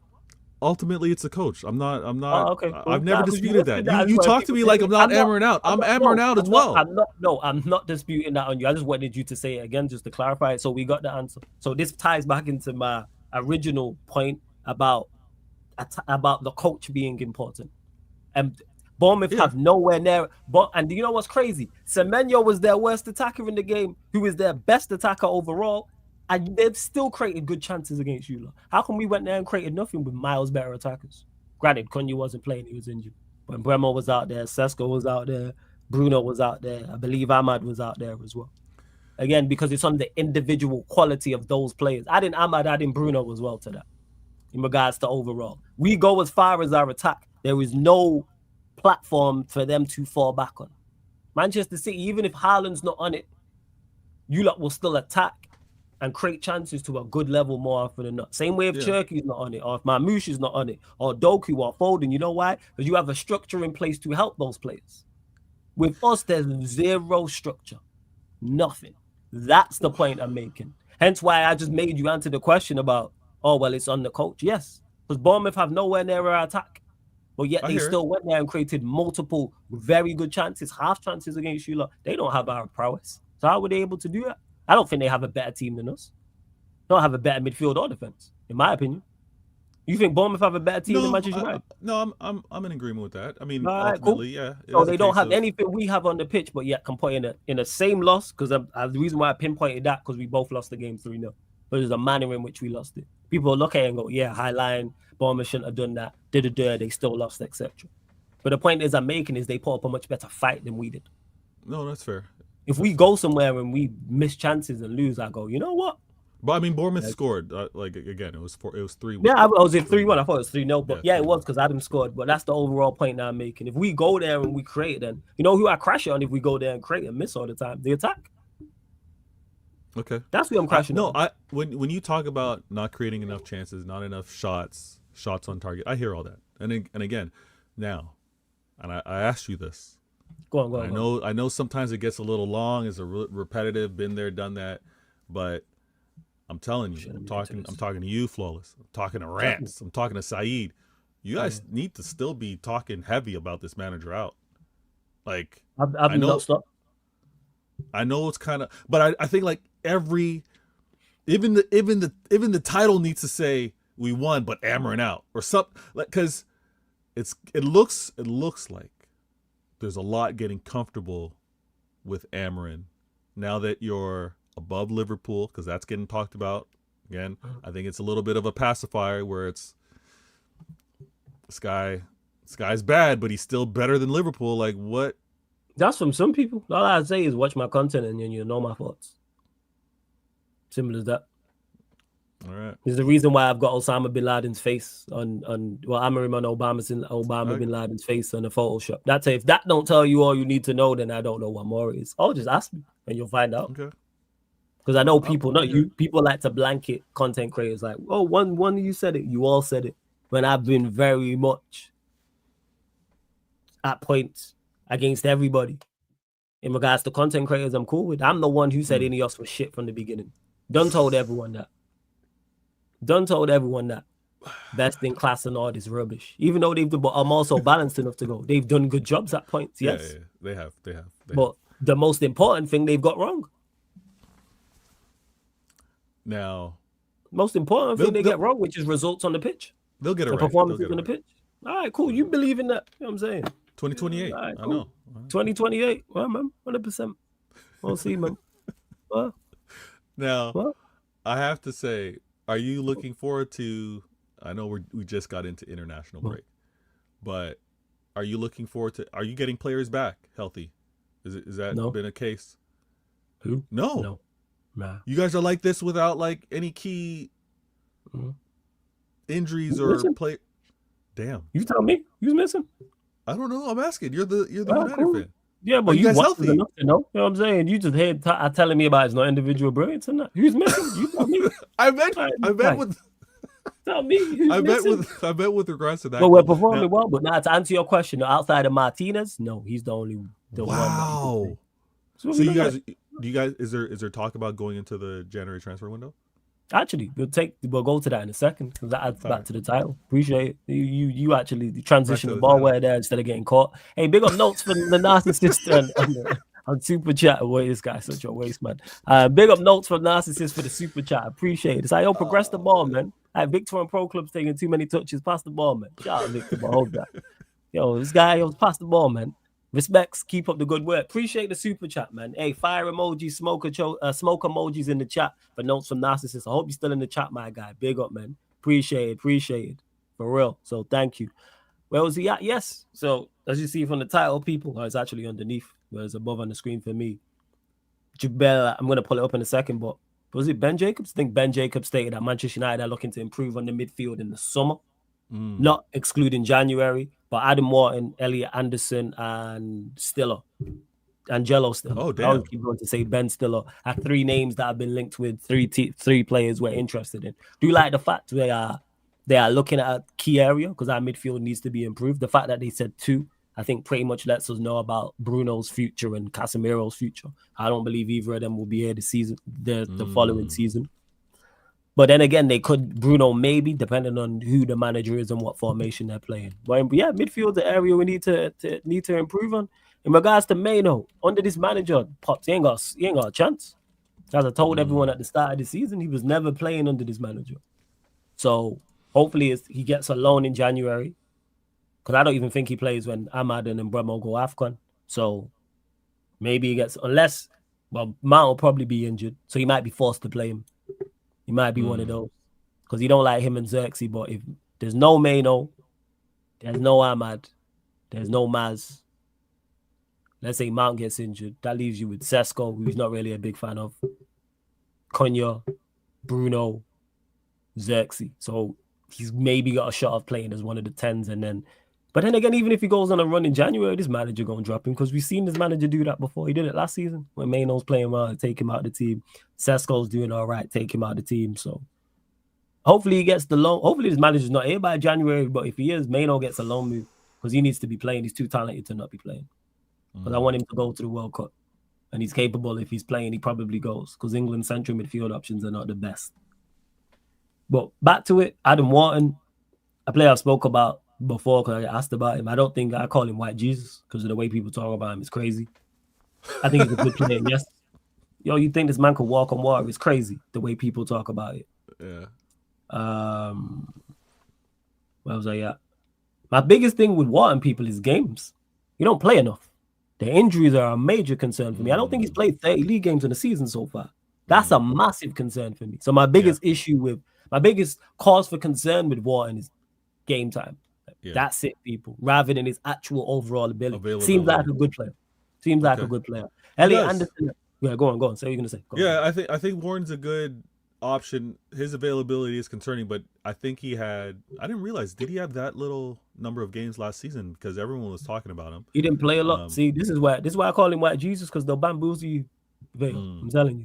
But with our midfield woes last season, a lot of City fans were like scouting him out. He played 20 league matches last season. Yeah, that is concerning. And he played 16 the season before that. Again, people not shying, but I'm just concerned in regards to that. Because if I'm signing him for the money they're talking about, I need you the week in, week out, fit and available. Yeah. You spend big money, you want availability, and you want output. Right, Liverpool fans? When you spend big money, you want output. So if you spend on Wharton, I think there's a lot of teams kind of sniffing around, curious, looking at that. He does fit the English quota. His availability is the only question. I think. I hope he doesn't go to United. 24-25. That's 20 appearances, 16 starts. Yeah. 23-24, 15 starts.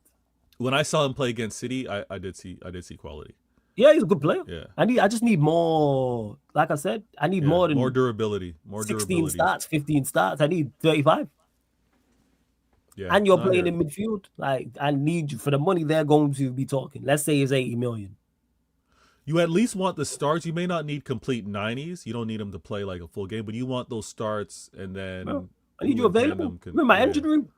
You are key to us from a defensive and an offensive standpoint. And to build a partnership with whoever your midfield partner is, whether you're playing in a double pivot, whether you're playing as an 8, whatever the case may be. So with that, with Eliott Anderson, it's for me, it's I think that's just the flavor of the month, because no one was talking about this guy in the summer.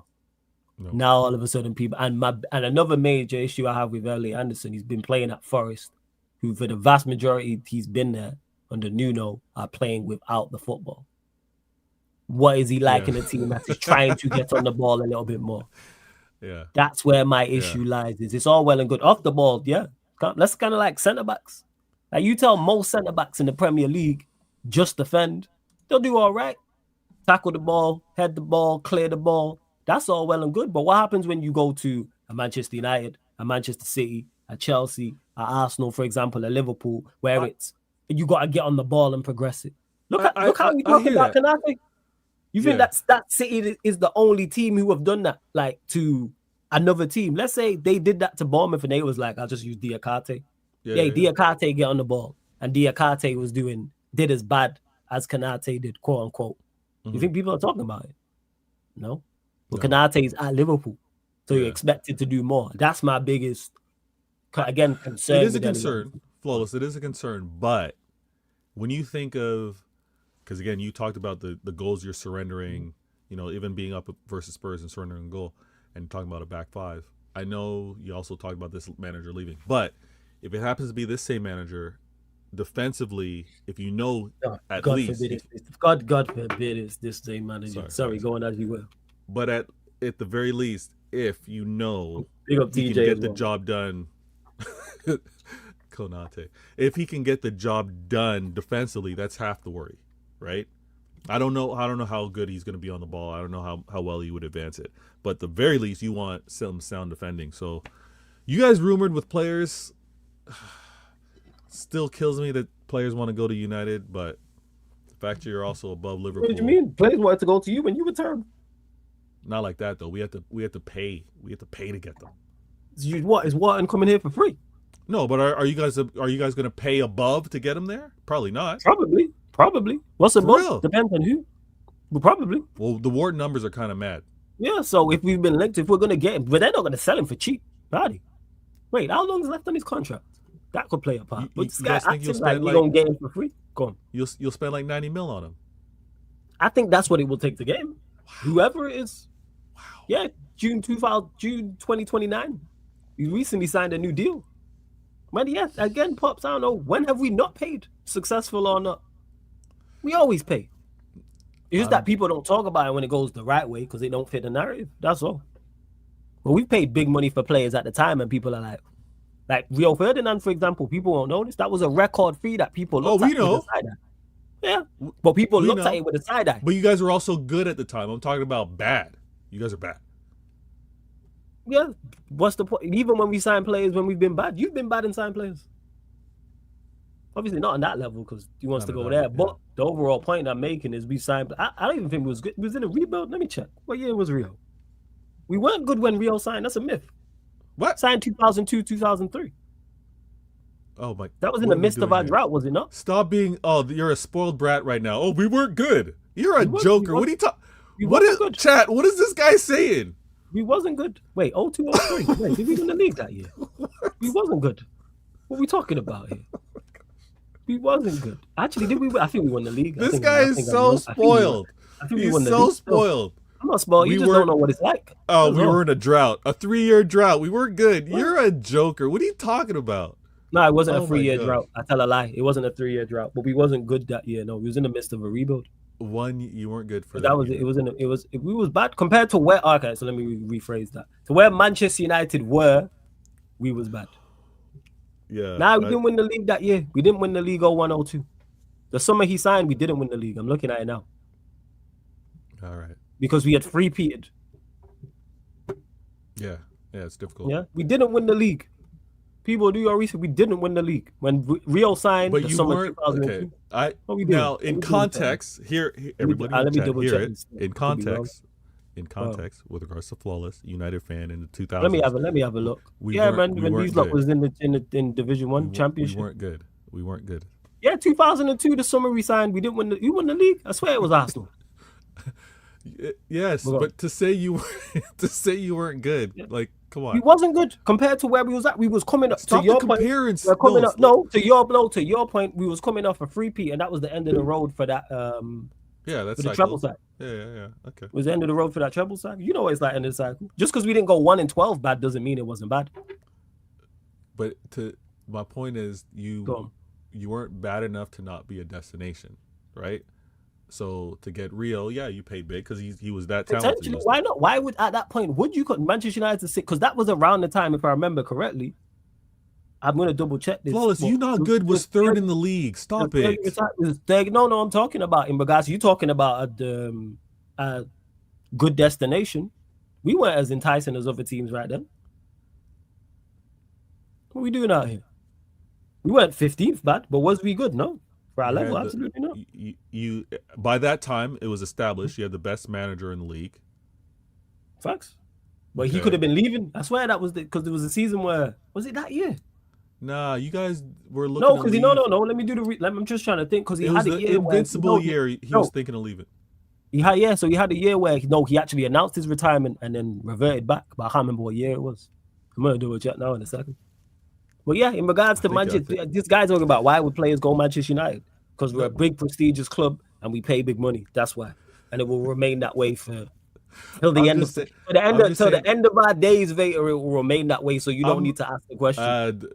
If you're confused as to why, because we're a big, prestigious club that still holds weight to this day, and also on top of that, we pay big money. So that's why players will join Manchester United. That's why. Because it also allows them to go. It also allows their personal, because players have massive egos in that. Players have massive egos. That also plays a part because your personal profile goes through the roof. So it's all well and good going City and Pep. You don't get the same clout here that you do. Business decisions. I get it. Going to United, your Instagram followers are going to go up. Your Twitter X followers, all that stuff. I'm just saying. If Wharton has his choice, because there's a lot more money in the Prem now. There's a lot more options on where he may go. Facts. It's interesting. And again, Lex was trying to kill me when I said, why did Kudos choose to go to Tottenham, right? Like, I was questioning his mentality. If there's so many options out there, I'm wondering, especially with how much is talked about the manager, why he would still choose to go there. That's all. That's it. I wasn't trying to throw no shots. I was just I just had to stop you in your tracks, because you like to throw that shot out there. Why would players go Manchester United? Because we're prestigious and we pay a lot of money. You're not prestigious anymore. Stop it. Prestigious. We're super prestigious still. From a not where we're at currently, but I'm saying from an overall club standpoint. Yeah, Yeah, business more wise. prestigious than you. What are we talking about here? We still hold more weight than you lot. What? What are we doing out here? You lot got 6 and 8. Don't do We that. still hold Don't do more that. weight than you lot. Of course we do. What are Okay, you talking about? hold more Weight in all aspects. Outside of off the stop pitch, it. we dog walk you in every aspect. Outside of off the pitch. Yes, everything off the pitch, we dog walk you. Yes, You're a commercial club. We get it. We know that. No, it's not it's not just commercial. You're just talking family. commercial. It's not Off solely the commercial. pitch is commercial. It isn't, but you're the one that likes to talk about viewership. Is that not commercial? What about viewership? Shit, no, what do you mean? What about viewership? You're the one that likes to talk about the Premier League ratings and stuff like that. That's commercial, right? So yeah, cool. Visibility, yeah. Manchester City is one of the most watched clubs in the world. We still get more eyes. Not even that. Forget commercial. We still get more eyes watching than you if we're talking viewership. What are we talking about here? Of course we do. Right. Google it. You have the internet. Google that. You think Manchester? I'm gonna come back with the facts. Manchester City get more viewers than us? You crazy? I'm gonna come back with the facts. You think more people watch Manchester City than Manchester United? In North America? You mad? You crazy? You crazy as hell? In North America? Crazy? No, I'm saying global, worldwide. Okay, global's fine, but when we want to talk about, okay, that's fine. No. I'm not picking, but I'm pointing out something. Flawless. We're not picking territories. I'm saying worldwide. If you lot finish 15th, nobody would care. Your numbers would dip. What are we doing out here? All right. I know you want to talk over me before I hit you with these facts. But the fact that it's worldwide, yeah, you can do your accumulation. If you want to see where the growth is, if you want to see where the increase in terms of viewership and the clubs that it happens to be, it's Manchester City. And what I'm pointing out is you have the legacy. Yeah, that's holding weight. That's still holding on. It's been great. As time has progressed and what we're seeing, the largest number in terms of viewership and growth has been Manchester City. So when I tell you, you need to just chill. Yeah, you got the legacy. Yeah, you got all that. But on the pitch is what matters ultimately. That's why you went out and got Omar Barada, because you got to fix up what you're doing on the pitch. Yeah, that's why Ineos. So on the pitch stuff, I agree with like that's 110%. The commercial stuff you're gonna hold on. The reason why you've had such an increase in growth is because you've become successful. That's why people didn't know who you was. Because people didn't know. And the reason how you had it from back then is because you were successful. It's the natural cycle. Yeah, absolutely. It was. But people had no idea who you was. Yes, and people had no idea until you started winning as well.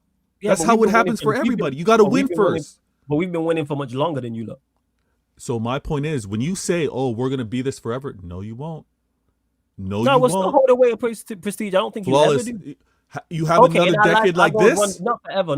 Our lifetime. That's why I say yes. Okay, as long as me and you are on this, as long as me and you are on this planet, let's say 70, 80 plus years, yes, we'll be bigger than you lot. Yes. 100%. I hear that. Because and that's why I have two offsprings to see when City are going to be bigger than United. Because that's going to happen. Shout out to the young ones, but we don't care. I'm saying this is between me and you. Don't care about the You know what the young people say? They don't care about us. It's just going to be a matter of time where what we say doesn't matter. And they shouldn't care about us. I'm saying, oh, my offspring, yo. My offspring. Shut up, man. What are you I don't know how we got here. This guy, idiot, yo. Yo, subscribe to this Joke Man's channel, yo. Try to always take little shots, yo. This guy always tries that. I don't know why people will go there. Sure, man. That's why. With the options that are out there. Now, I wanted to try to... Is there better options? Yes. 100%. Now, I've already said this. If I'm advising Wharton, aside from I'm just advising him. I'm like, yo, where should I go? I want to ask you this. I want to ask you this because we had this past summer, and everybody in the chat, please. I'm curious to what Flawless's answer is. Okay. This guy about to ask me a dickhead question. No. This is a quality. If you want good answers, you got to ask good questions. Now, I hate this guy. Now. You talk about going back into the market. January transfer window may not be the case, but do you have concerns that you're going to be going into a market again for a manager, going into the market again for some midfielders or attacking players, and you're going to be shopping in the same grocery store as potentially those that are slot out, or even as it may look with some questions amongst the other clubs, because the managers of the trending managers that everybody wants, are you concerned that you might miss out? So am I concerned from a manager standpoint? From a manager as well as the players, because it looks like everyone's going to be shopping for the same ingredients. Yeah, because players, no.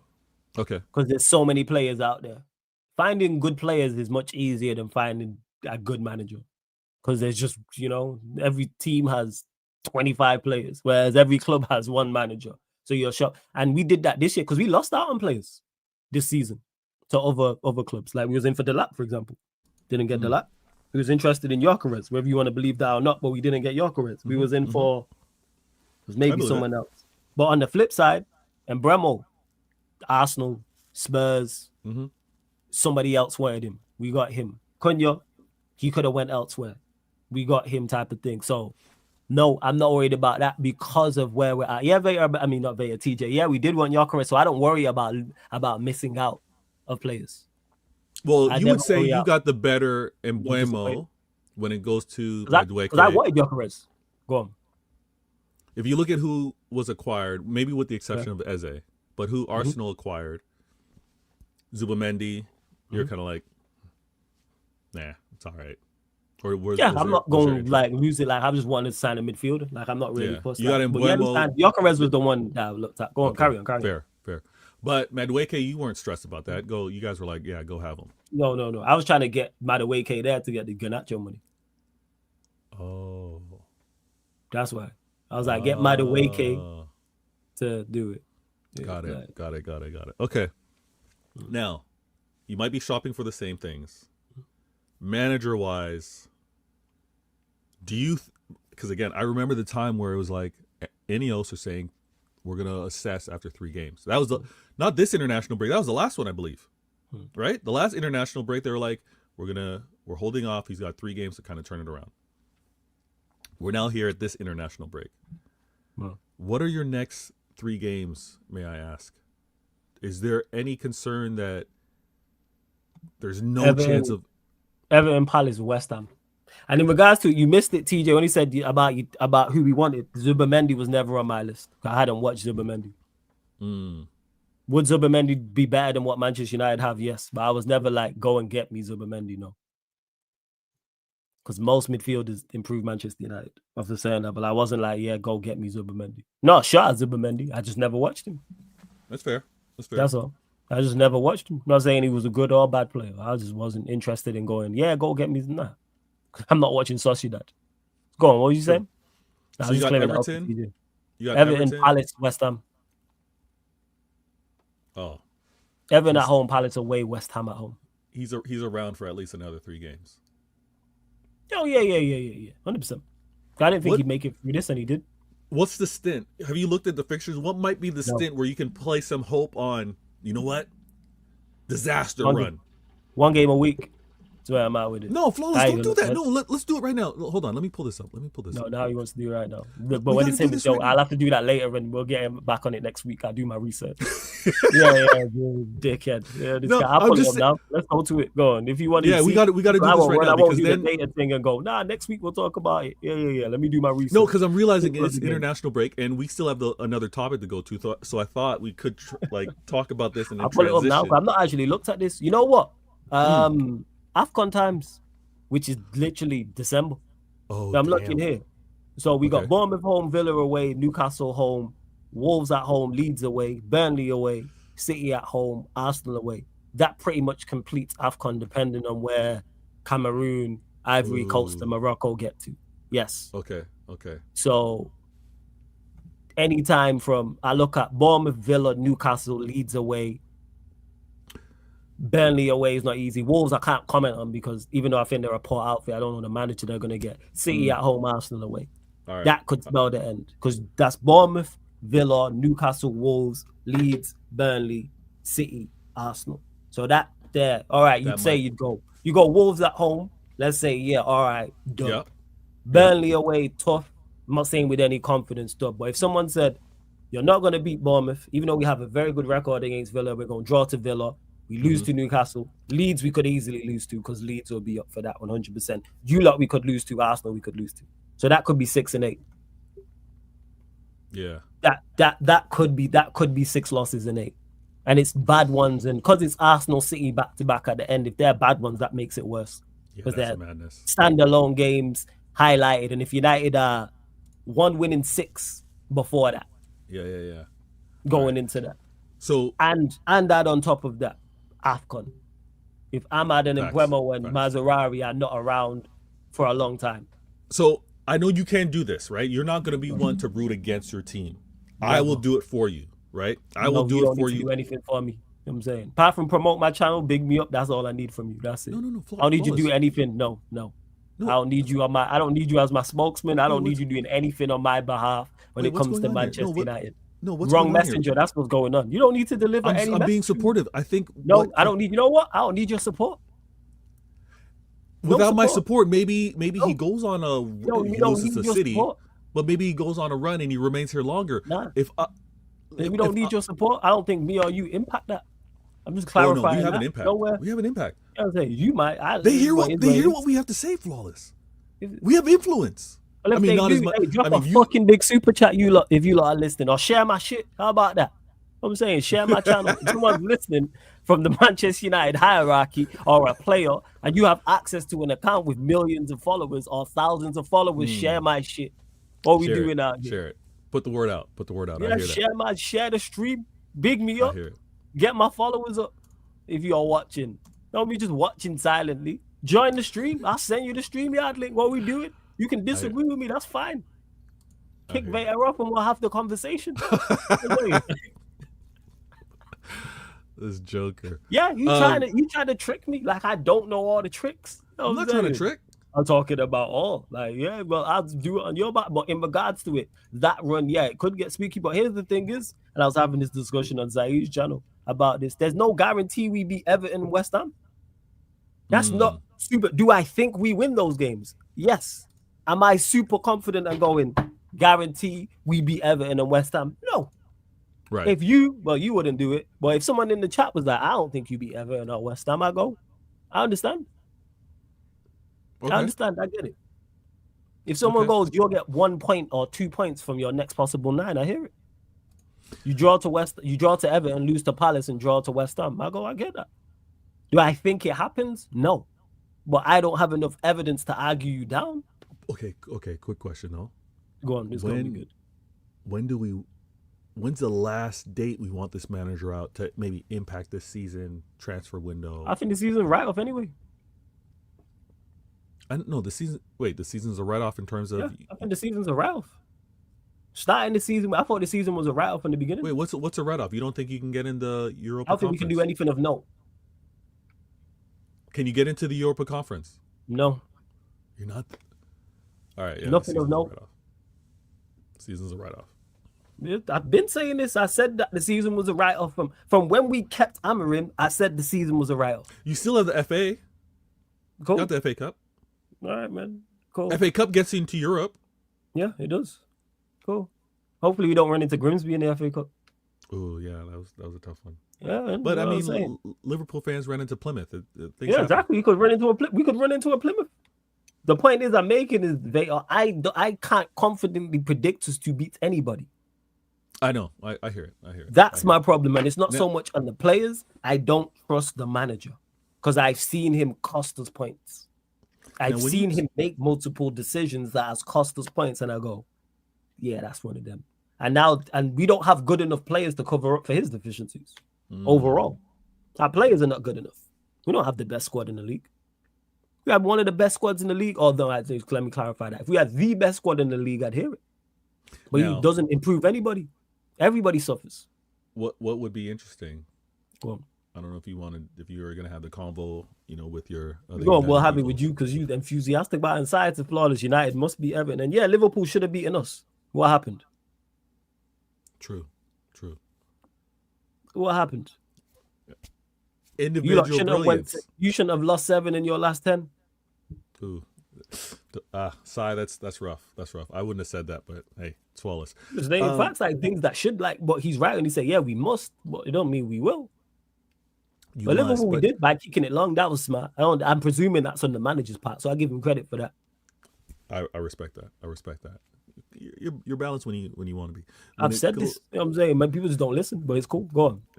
When it comes down to the remaining of this year and how the teams play, I'm curious when you talk amongst like your United peoples. You know what I mean? Like you got those convos in the GC. Obviously, you do the streams as well. Is this squad not a top 8 squad? The squad's there. Is it better than top? Do you think the squad's better than top 8? Better than top 8. I think it's top 6. Top 6. Okay. Yeah. I think it's top 6. I've said this. I think the squad's top 6. It's a top 6 squad, but the manager's holding you back. 100%. You've written off the season because of the current manager. And what I'm saying is, when could be the right you know what's deadline? like, Fez?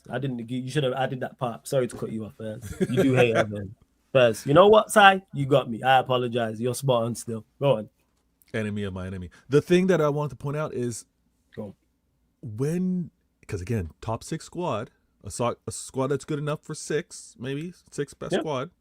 Even the way this Premier League's forming, exactly. Does the manager need to what's the latest he can go for you to maybe salvage the season as well? I know you've already written off because you're it depends on the points tally and the manager we get. If we're 10 points off, highly unlikely. If we're 2 points off, it's a possibility. Well, it depends on who the manager is. Do they go get an interim? You mean 10 points off 5th? If we're 10 points off 5th, yeah, I don't think you're clawing that back because then it's a win every game. Why are we 10 points off 5th in? Well, he's going to be in November. Are we 10 points off in December or are we 10 points off in March? I see what if we're 10 points off in March, it's a whole different conversation. Yeah. You know what? I think it's a whole different this is gonna be nice drama. Variables. And who is the guy? Is it a permanent manager? Is it interim? What do they do? Yeah, this is nice drama. Now, as we talk about where teams might land and how they might net out, listen, thank each and every one of you to remain in the chat, be a part of the show. Flawless, he put this in the title, and I think it's unnecessary. I really think it's unnecessary to talk about Why is it unnecessary? Talk to me. It's unnecessary to talk about City because... Why is it? You lot are the fastest growing team globally. Why is it unnecessary to talk about you? You're the fastest growing team globally. You can talk about us, but in reference to what this topic is, this favorites talk. All right, before you do that, let me just get to this and then we'll go to it. Hey, big up notes from the narcissist for the second super chat. I appreciate it. Says, after all this time, do you prefer Ten Hag or Amorim? You have to pick one. Big up for the super chat. No, I don't have to pick one. It's like saying which ex you prefer. None of them. Can't stand any of them. What are we doing out here? This is like all my exes. No. You're copping out. Who's copping You gotta out? pick one. No, I don't have to pick one. Which one of your exes is your favorite? Which one of your exes is your favorite? I can't say it on stream. Yeah, you're copping out. I'll tell you backstage. No. The difference is... is... Tell me in the private chat. Tell me in the private chat now, because we'll forget. Tell me you type it in the private chat and tell me why she's your favorite ex. I tell you why. Yeah, tell me why. Because you could just say any name. You could just say, yeah, it's Rebecca. I don't know what happened between you and Rebecca. So tell me. I was saying. Rebecca, you might say, yeah, Rebecca, she was mouthy, but she gave me some crazy head. I'd be like, all right, cool, that makes sense. You feel me? Could have been like, yeah, her neck was different. I'm like, I get that. This guy's a fool. Yo, it's facts. Yeah, going right in the private chat. The point is. No, we ain't bypassing this. Right in the private chat. You know what I'm saying? I want to know this. All right, I'm gonna give you initials. I'll give you. Yeah, give me initials. I'm not gonna say out loud. I won't do that. I just want to know the reasons why. And then tell me the ex that you dislike the most and why. Oh yeah. I'm saying you talking about you have to pick one. No, I don't. I don't like none of my exes for various reasons. I said I never watched Flawless Springer on stream. You're like, yo. All right, cool. I won't say out loud. Go on. Why? Yeah. I don't know why. Now, the first one is because Go on. Down with me from the beginning. Before anything ever happened, before the coolness hit, before the having a little bit late. I hear it. Having before the confidence kind of kicked in. Yes, before this is why we get on. I was the same. So she was a real one. And then the second one, why she's the worst. Before I carry on, you're Jamaican and what? What's the other one? Vincey. Island. Vincey. St. Vincent. Cool. St. Vincent. All right, cool. So Jamaican, we too similar, man. We might have some links in Jamaica somewhere further down the line. Oh, I don't doubt it. It's crazy, yo. You say certain shit, and I'm like, yo, that's me. Sorry, go on as you were. Yo. Yeah, I don't doubt it at all. And I've been saying that. When I was tuning in and being in the chat and watching, I'm like, the first time I kind of listened, I was like, this guy sounds like a cousin. Like, what's this? What? And you're a United. I got so many cousins that are United fans too. I'm like, and it's just one of those. So Yeah, I mean, I wouldn't be surprised. Now, the second one, and I know this has nothing to do with football. I realized late that she was a little too possessive, a little too. Clingy's not even the word, but just there was no reason to not be. Yeah, there's no reason not to be trusting. Just too much. Yeah, we're back to it as well. Now you listen, Plus, you know which one's worse. You know which manager is worse. You can say which one. I know which one's worse, but I have no preference because they were both bad. Why am I having a preference for two bad situations? So just that don't make sense. That make no sense to me. Just answer the man and say, this was the. If I have two exes that are bad, I don't prefer one over the other because they were both bad. Is Amorim a worse? Is Amorim a worse manager than Ten Hag? Yes. See, chat. You see how Flawless likes to. You see how Flawless likes to get into the fine print. He's all into the details. Okay, it's not maybe a preference. Too much detail for you, Vader, is it? I'm just saying it's not too. Don't go into the weeds. I'm just saying don't go. Guy, yo, you doing too much detail. What? Did you hear people? Did you hear what this man just said? Too much detail. Too much fine print. Nah, don't break it down. Don't go into it. You know what I'm saying? Don't break it. You know what the man's asking you. You know what the man's asking you. Okay, now listen. Notes. You might have made a mistake in terms of your word choice. You put in the big up notes. If you take out the word prefer. After all this time, why would I put me in hell and my club in hell? Oh my gosh! Why would I prefer two managers that had me in footballing hell? All right, why? Which one do you dislike more? I don't dislike either of them in that sense. I just think they're terrible managers. People need to, it's not personal. Which one do you think? Which one do you think? Amorim was worse. Is the more terrible? Okay. 100%. But that's goals without saying. Right, Notes, you got your answer. Notes, you got your answer. I've been saying this. Yeah, Notes should know this. He's new. I've said this. He came over from the Ravens. I've spoke about this countless times. That Amorim is the worst, but these two managers had me in football in hell. Had me not wanting to do watch-alongs and not wanting to watch Manchester United and not wanting to watch games and then talking with these idiot press conferences. I don't want to watch games now. No, that's not true. The worst, yeah, of course. I don't want to watch Manchester United games. But you're not as bad as you were. I would watch it full. Again, same difference. You're talking about, all right, so you weren't a 3 out of 10. You're now a 4 out of 10. Being a 3 or 4 is bad anyway. That's the point I'm making. I'm not saying, well, this girl was a 2 out of 10. Well, at least this one's a 3. I don't want no girl that's a 2 or 3 out of 10. That in lies the problem. She better looking than her. They both ugly. What are we doing? People want to pick a preference of these two bad situations. Or in the analogy I'm using, the two bad females. Amorim, of course, is worse without question, but I don't make Ten Hag like, oh, well, Ten Hag. What? All right. They both stink. What are we doing out here? But big up for the super chat. Appreciate it. Notes, I hear it. You see future super chats, everybody in the chat. You got to be careful with how you word it. Because you see how Flawless is going to look. Prefer? I don't prefer either. You got to take out certain words that are going to trigger him.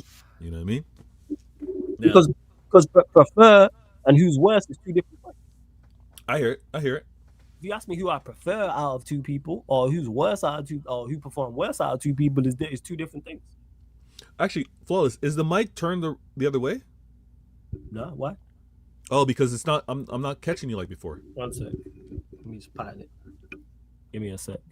Yeah, actually, it's louder now. Yeah, I just have to pull it up. That's all. I have to pull up the microphone. But yeah, that's all it was in regards to it. So yeah, is there like this players might start having two terrible players? Is one worse than the other? Yes, but they're both terrible players. What we doing out here? All right. I'm just saying. What is going on? I'm just saying. Is Maguire what is actually I don't even know. Now I'm trying to think about it. Is Onana worse than Bayern? Yes.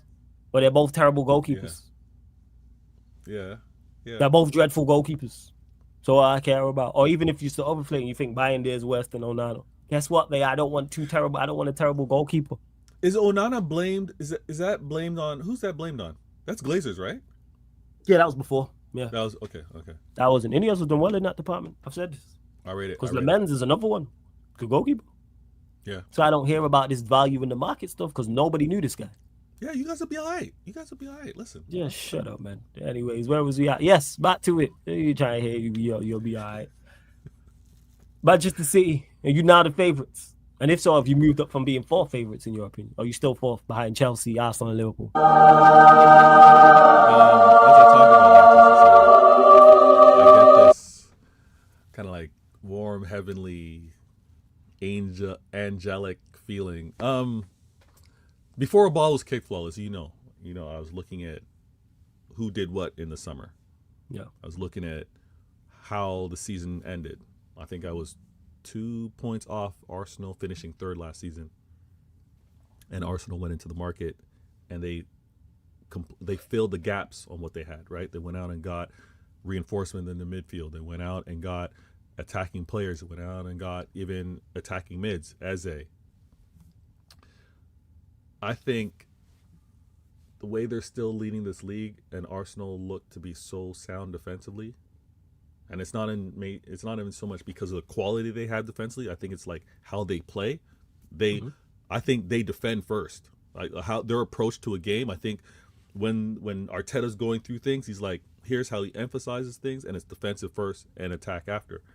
I can't put City ahead of them in terms of favorites. I can't do it.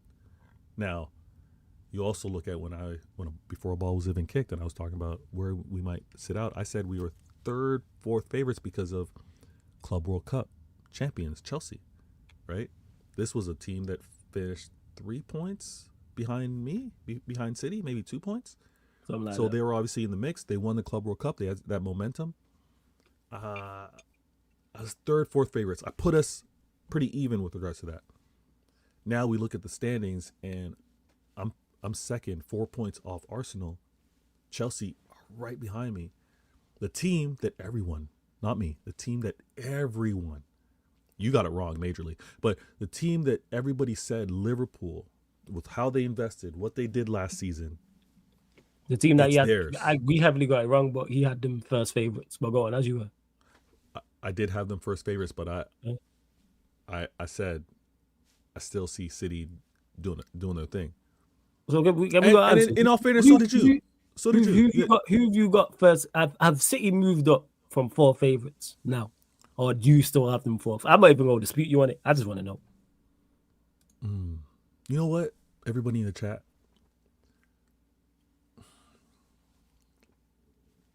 I like to take my time with a few things. I got to give you some context, some background. Can you give us the question? Can you give us the answer and then the context? I don't like so we know where we're going. Can we get? I have a third, that. second, or first, and here's why. Can we do that? That's what I do. I'll say, hey, this is what I think. Here's why. Because you're giving me context to something that I don't know the answer, and then the reason why I want context is to then be more understanding. Because there's going to be things I may not understand because I don't know your overall answer. I'm not giving you the ending to the movie. No, I'm not doing that. I don't. This guy thinks you straight to DVD. I said film. You're crazy. This guy is crazy. This guy said enter the film.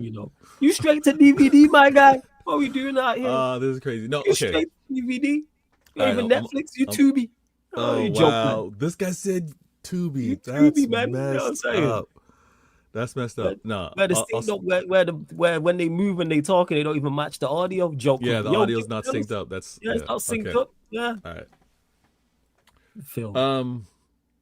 Long story short, all right, all of you impatient people in the chat, Flawless one of them. Facts. I have us as second favorites. Okay, now there we go. As it stands right now, game week 11. But I say that reluctantly because there's still a lot of questions at City. Shout man said, yo, the chat's wild. Even mudded, crazy. The chat's wild. No, because after 11 games and what I've seen, how we played, I like what I'm seeing, and I don't have everybody back healthy either, right? Rodri, I think, is going to be a huge difference when healthy, even in that rotation. Maybe not playing every game, maybe not even playing full 90s, but his experience is going to be key. So the way I'm surprised. I am kerfuffled I am perplexed. I am flabbergasted. However you want to put it. This Liverpool fall off, I did not see happening. Not like this. Right? I could see them stumble. It's going to be, some jostling position-wise. We're going to be third. They're going to be third. Sometimes Arsenal going to be second. Liverpool. I expected something like that this season. It's going to be one of those highly entertaining, so much movement. This collapse from them, and this collapse isn't going away in my opinion, because I think, and I talked about it a little earlier, I think City shared the blueprint. We saw it. They took losses to Crystal Palace. They took losses to Galatasaray. Like, they've been taking their losses in the Champions League and the Prem. I think every team that's faced them has said, "Oh, what ops had joy? What did they do?" Took little elements of that. I think because of how masterful we took them out, and they didn't have a shot on target until the 75th minute in that game. That's how locked up crazy. It was. That's, you know what I mean? Like the 75th minute with all that attacking talent, right? I think we showed them, hey, sit off the ball. Don't worry about them having possession by certain players. We conceded and said, you know what? The left side of Liverpool, we're going to lock that up. Y'all do it on the right side. I think it's a disaster waiting to happen over at Liverpool. And obviously their fan base, those that were hyping it up, don't believe the hype. Slot out. I think that's going to really be a detriment, even though they've got nice fixtures coming up for them. But Arsenal, so defensively sound. Yeah, they gave up 2 goals to Sunderland. I didn't know Sunderland to be that good in attack, but they gave up 2 goals. It's going to be a nice game as well, actually. They were deserving of it. Yeah, they were very, very deserving. And if we have Arsenal doing what they do, being consistent, we'll see when they do suffer a loss or when they do suffer a difficult game and draws. I think if I'm going to be spilling the beans a little bit, I'm not going to give too much. I like long stories. I actually like part 1s, part 2s, part 3s. So stay tuned. Join us next show. I'll share more. But many people want to have the conversation about, I don't see Arsenal losing. Don't worry about it. Arsenal's best season, they didn't lose. You know what they did have? Like 12 draws. They had like 14 draws last season. I don't think Arsenal coming back to the pack is going to be because of losses. I think draws are going to affect. That's normally what it's like when you think about it in regards to league titles. Because I think in the 2 times you beat Liverpool to the title by a point, then they have a lot of draws. Yeah. They had more One draws. Of them was like 8. Yeah. It was like 1-8 and 1-7 or something like that. I don't pop. Yeah, they had more draws. We had more losses, but we had obviously more wins. So it was one of those where we gained more points than them because of just how how it played out. I think Arsenal are probably going to come down to City, or City will catch them because of the draw versus win. Because again, we played that much attacking football. They are defensive minded first, so I think that's going to be as of now. The way I see it right now, I think that's where go for it. Couple go for it. If where the interesting challenge is going to be. Chelsea, I like you wanted to see consistency from Doku. I need to see that from Chelsea. I think they're getting healthy again. Get it? I agree with you. You don't think we'll get it from Chelsea? No. I think I've said this before. I think the gap between their better players and the rest is too big. Oh, so when they do have to rotate, and this is why you see this. Yeah, this is why Chelsea and they can be anyone. I think it's youth. I mean, those of you in the chat, remember when you were young, very inconsistent, you couldn't really do what you need to do on a regular basis. Now that you're older, you got things patented, right? I just think it's just their lack of quality. Because take out their better players, their squad's but they got mid. quality over there, Flawless. No, but you take out their better players, their squad's mid. Wow. Take out Reece James, Cucurella, Caicedo, Palmer. You still think they're third though? Or you think they're not that good? I'm not even thought about it actually. Yeah, they'll probably get third if Liverpool don't get their shit together, which I expect Liverpool to an extent. I do expect them to get it together. Yeah. I just don't. I think about it like, look at their team. You wouldn't take their goalkeeper at Chelsea. You wouldn't take their centre backs. Outside of Caicedo, you're not taking their midfielders. And outside of Palmer, you're not taking their attackers? No, exclude. I put Cucurella. Yeah, I put Cucurella. So exclude Cucurella, Reece James, Caicedo, and Palmer. I Take those four out. Yeah. And then look at the rest. You could maybe argue a João Pedro, but use that Brighton. Yeah. The winger options are awful. Outside of Esteban. Kid. Yeah. He's got man, he's got it's that bad day hailing up Garnacho. What do you think of Esteban? From what I've seen, good player. Very, very good player. What do you want to see more of? Just game time. What's his face? Don't play him. Enzo Maresca. So I'm curious. Do you put him in a similar? I need to see more like you did Doku, or where are you at? I'd already seen Doku with Esteban. You've already seen enough of Esteban. No, Esteban. I'm saying in regards to you said like Doku. No, with Esteban, he's not had enough game time. I don't think he started 5 games in a row. No, but what I'm saying is you don't know enough of him, so you don't quite rate him. Yeah. But what I've seen so far, speaking of the film looks good. Okay. But I've seen a trailer and an extended trailer and an extended trailer. Okay. I need to watch the full. Boy, look, rapper. Right. Yo, it sounds good. Feature here. The single's good. Okay. I've not heard him rap long enough to go, hey, are you a fire rapper? Is your album and mixtapes going to be fire? Right. Esteban, I think, is a good player, yes. Okay. But cool. For whatever reason, Maresca don't play him. I don't know if it's the age thing, but play him because he's their best winger. Just trying to get a baseline, just trying to get a gauge. Yeah, so with Doku, it's different. One, he's older, and two, we've seen him for 2 years. All right, I'm good. I'm cool. We've seen him get however many starts. 20. Once you get 20 plus starts twice in a season in a team that's set up to attack and help and perform better. All right. I'm with you. That's what I'm at with it. Now, Arsenal first favorites. That's clear. It was Liverpool. I'm gonna be honest with you. It was Liverpool, but this. So you had it Liverpool, Arsenal.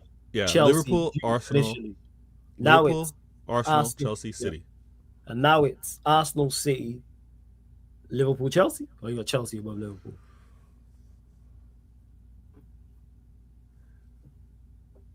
I still got Liverpool above Chelsea. I still do. I think there's too much talent over there. Sure. I really do. I think the spine. I think what being able to win means something. It should mean something. Mm-hmm. I know the fans want them out, but it should mean something, and I think they do get it right. And I do think that there's going to be some performances from Chelsea that'll have this question. Now, I haven't gone so far ahead on CIA. I haven't done this yet to see, okay, what's the next fixtures for Chelsea? What are the next fixtures for Liverpool? And do all that. But as it stands right now, I know they look horrible right now. They're 8th in the standings behind United, Amrin, which we both want out. I think they still. You see that? It is we both want him out. But as poor as that is, I think. So you happen to want him gone, and I want him to want him gone. But it's not a we. It's not a collective thing. All right. They're both. He's the enemy of us, but for different reasons. There's no we. There's no common ground. He's just both our enemy. That's all it is. No common ground. Don't do that. Like we gonna click up and we don't. No. We want them. It's different reasons, but we dislike this. In the analogy I'm using, this person, he just happens to be our enemy for different reasons. But okay. Let me be okay. I shouldn't be doing this. You tried it. You tried the we stuff. Like we French. Go on. Oh, je peux pas français. But I want to point out the thing that I'm saying. Ça va. Ça va très bien. Mais je dis ça parce que I'm saying this because I forgot you Canadian. Fuck. Sorry, go on. As you I say this because if Amrin leaves, I think there's another 2-year reset. That's why I'm cool with him going. That's why I'm like, get him out of here. Do the whole thing. Let me hear. We need players for this manager. So, but ultimately, I realize he's obviously not good enough. And I'm with you. I'm like, when but there's not necessarily a 2-year reset if he leaves. Oh yeah. Oh, trust me. Why is there a 2-year? Why is there a 2-year reset? It's always been a 2-year reset at United. Yes, because you've got the decision wrong. Yeah, so that's what I'm saying. So why? So don't get the decision wrong. What happens if they get the decision right? So then not a 2-year reset.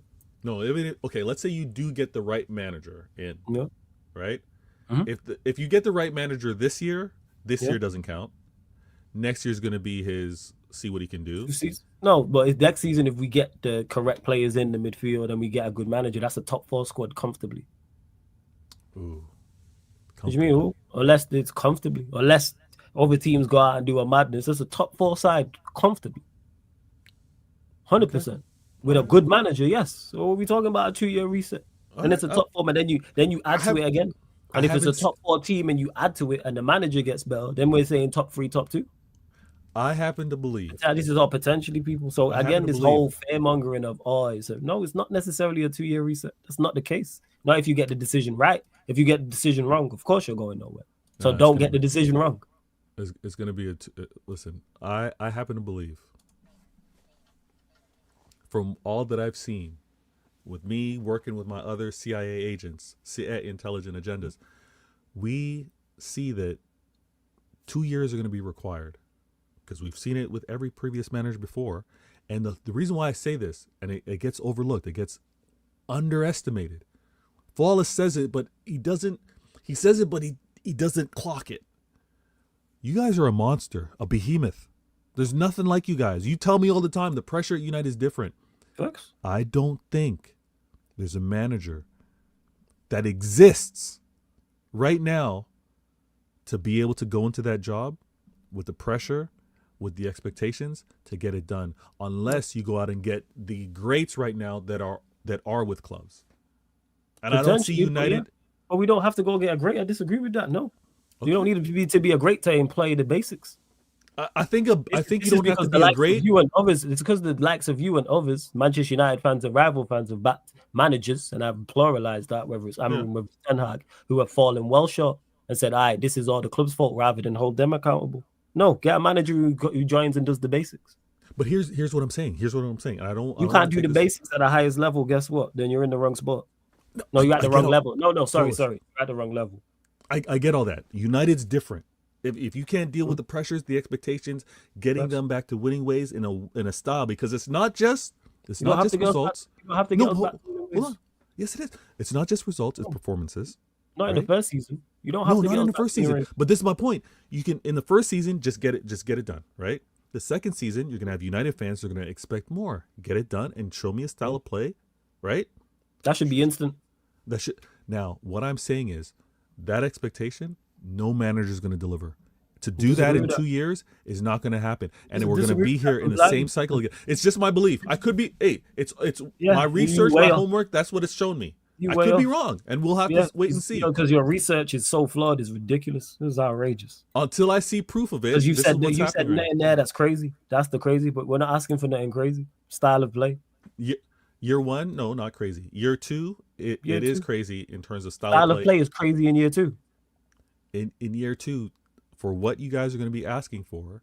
Why is that crazy? So let's break it down here. What in year 2 is crazy that we're asking for? Because you're going to want style of play and you're going to want a trophy. Style of play should already be there, so that's not crazy to ask for style. No. It's not. No. When Flawless, when we say, again, he's in the fine print, when we say style of play, we can see what the patterns are, but if the patterns aren't to United standard, if the patterns aren't what we expect as entertaining or successful football, you're not happy with it. So basically attacking. Not necessarily. So what's entertaining then? As if it's not attacking football, what's entertaining? That's attacking football. Stop trying to dress it up for something it's not. Style of play, that's attacking. That's what's expected. That is not out of the realms of possibility. What are we talking about here? But as a team that could maybe choose to play, again, I know you guys didn't like it, the counter style. Well, you can use that at points. We have no issue with that. Fergie did it at points. We don't have a problem with it. It's a myth again. But it's a problem if it's the majority. A myth that's perpetuated by rivals like yourself and others. That's a myth. We don't always play. In our most successful period, we didn't always play attacking football. And we was fine with it. Yeah. So what are we talking about? Of course, you guys are going to be fine with it when it's Sir Alex Ferguson. You guys aren't going to be fine with something like that from these guys coming in. If it yields results and it makes sense, yes, we'll be fine with it. Yes. If it yields results, yes. If we play Real Madrid away and the manager counterattacks, or we play Manchester City away, or if we play Liverpool away, or if we play Arsenal away, or if we play PSG away, or if we play Barcelona away, any of those teams I mentioned, even if we play that at home and it makes sense to go and counterattack, and it yields results, and we go, right, we gave them a game. Yes, it makes sense. What are we talking about here? You said nothing's. We're not asking for any. Let's kill this myth right here, dead and now, that we're asking for anything spectacular. There's nothing you said that we've asked for that is crazy. Style of play that is attacking is not crazy. So next, what else? Okay. What are we doing? So what we're doing here is I'm pointing out that we are going to be back here again because I happen to Now, believe. forget the back here again. What are we asking for from the next manager that is so crazy in the first 2 seasons? You said attacking style of play. That's not crazy. Give me the other reasons, Vader. What are the other things? No, that's it in itself. So that's it. So at the attacking style, that's it. That's what's so impossible to do at Manchester United. If this manager, okay, let me ask you this, Flawless. Let me ask you this. Go on. Are we seeing attacking style with any of the managers that are currently above you? Yes. Which managers do those, or which clubs do those? One sec, I'll tell you now. Let me pull up who's above us right now. Because I can tell you this, you don't want any of those managers. No, I don't want. Well, Pep would be not possible. I don't want Enzo Maresca. Definitely don't want Thomas Frank. Emery now. So it's just Pep. This is. But why are we picking playing out 11 games? Because the 2 managers below us, I would take. Which managers? Oh, so they have attacking style. You know this. We've discussed this. You like Bournemouth are level with points of us, by the way, and Palace are 1 point off us. So I don't know why we pointed to the table, but yeah. I'll take either. Okay, so I'm just gonna ask: do you like their attacking style? Yeah. In particular, there's a reason Areola is above Glasner for me. 1, because I think he's doing more with less, and 2, I really like his style. Okay. All right. Yes. So you really like I think that squad is not good. I think it's outside of the promoted sides is arguably the worst squad in the league from an individual standpoint. I think he's working miracles with that team. All right. So we got you said potentially Thomas Frank and Areola. No, not Thomas. Whoa. No, Thomas Frank's above us. He's Spurs. Forget Thomas Frank. Areola and Glasner. Areola and Glasner. Yes. So those 2 managers would be accepting at United, because. But I can't speak for the whole club by me. No. I'm just saying if they you were would to see them there, you'd be like, I think they would do the things that you're asking of. Yeah, just fix us year 1. Yeah, year basic. 2, and year 2, if you saw United play like you currently see those 2 clubs play, you'd be cool with it in terms of their style of attack. Okay. Yeah. And what they do. I'd expect more because our attacks are better. But yes, overall, yes. Okay. From an individual standpoint, I think we do we? Yes, I think we do. One more talk. Yes, we do. And all I'm saying, because this happens to be my belief, is my opinion. Okay. I got to see more to change it. Mm-hmm. And I hear your point. I'm in agreement. Arsenal fans, I know Arsenal fans are torn, but obviously Arsenal needed more than 2 years to get that right. Style of play, attacking football, all of that, right? Took more than 2 years. This is Arsenal. I know it's not United in terms of the pressure that's required and the microscope. When I say 2 years is why we're going to be revisiting this again, and it's going to be a cycle, is because I think that window is too short. I hear you being like, no, that's my expectation. I think a manager can. The window's too short to play attacking football. No, but it's not just attacking football. It's this is where we're getting there. What else is it? You've said no, and results. Attacking football and results. So you don't think so? So 2 things, and a manager can't do that. I disagree. Yeah, I don't think it'll be consistent attack. You can't play consistent attacking football and get results at Manchester United Football Club with those players. I don't think it would be possible for the consistency that you guys are going to want as a club. As a fan base, I don't think we're going to, and that's why I say we're going to get here again. But I could be wrong. No, that just means you picked the wrong manager. And again, if you don't see it if you don't see that in 2 years, again, it's the wrong manager energy, and it's going to be let's get the next guy. Yeah, facts. Yeah, 100%. We keep it stepping. Yeah, so I'm not saying anything wrong. I just happen to say what you're expecting. If it doesn't happen in 2 years, but that's not a lot. That's the overall point I'm making. What we're asking for 2 things. That's not a lot. And it's not a lot. But you haven't seen it in the last 2 managers that because we picked horribly later. Okay. Don't pick horribly again. Now, if you're saying you think they pick horribly again, I hear that, but don't pick horribly. You're saying it's impossible to get that manager. No, it's not. Nonsense. Absolute nonsense. No, it's not impossible. I think it's impossible. I think it's impossible for the 2-year turnaround. People just always put this on Manchester United and all this. I think it's impossible for the 2 years. I think the 2 years is you need to show some patience like Arsenal fans and have an I'm not waiting around 2 years. Season. That's what I'm saying. I don't have to show I hear it. I get it. I don't. When have we ever been patient? No, we don't sit around and wait around for stuff to happen. No, you join, you do the business, or you move on. I'm not waiting around. Now, this is what I find funny. Though. Would you name say another successful club that does that? Name me another top. No. Answer my question. No, name me I didn't finish. You cut me off. Go on. Heaven forbid Arsenal win. Okay, heaven forbid. I'm trying to do the job. City are trying to do the job.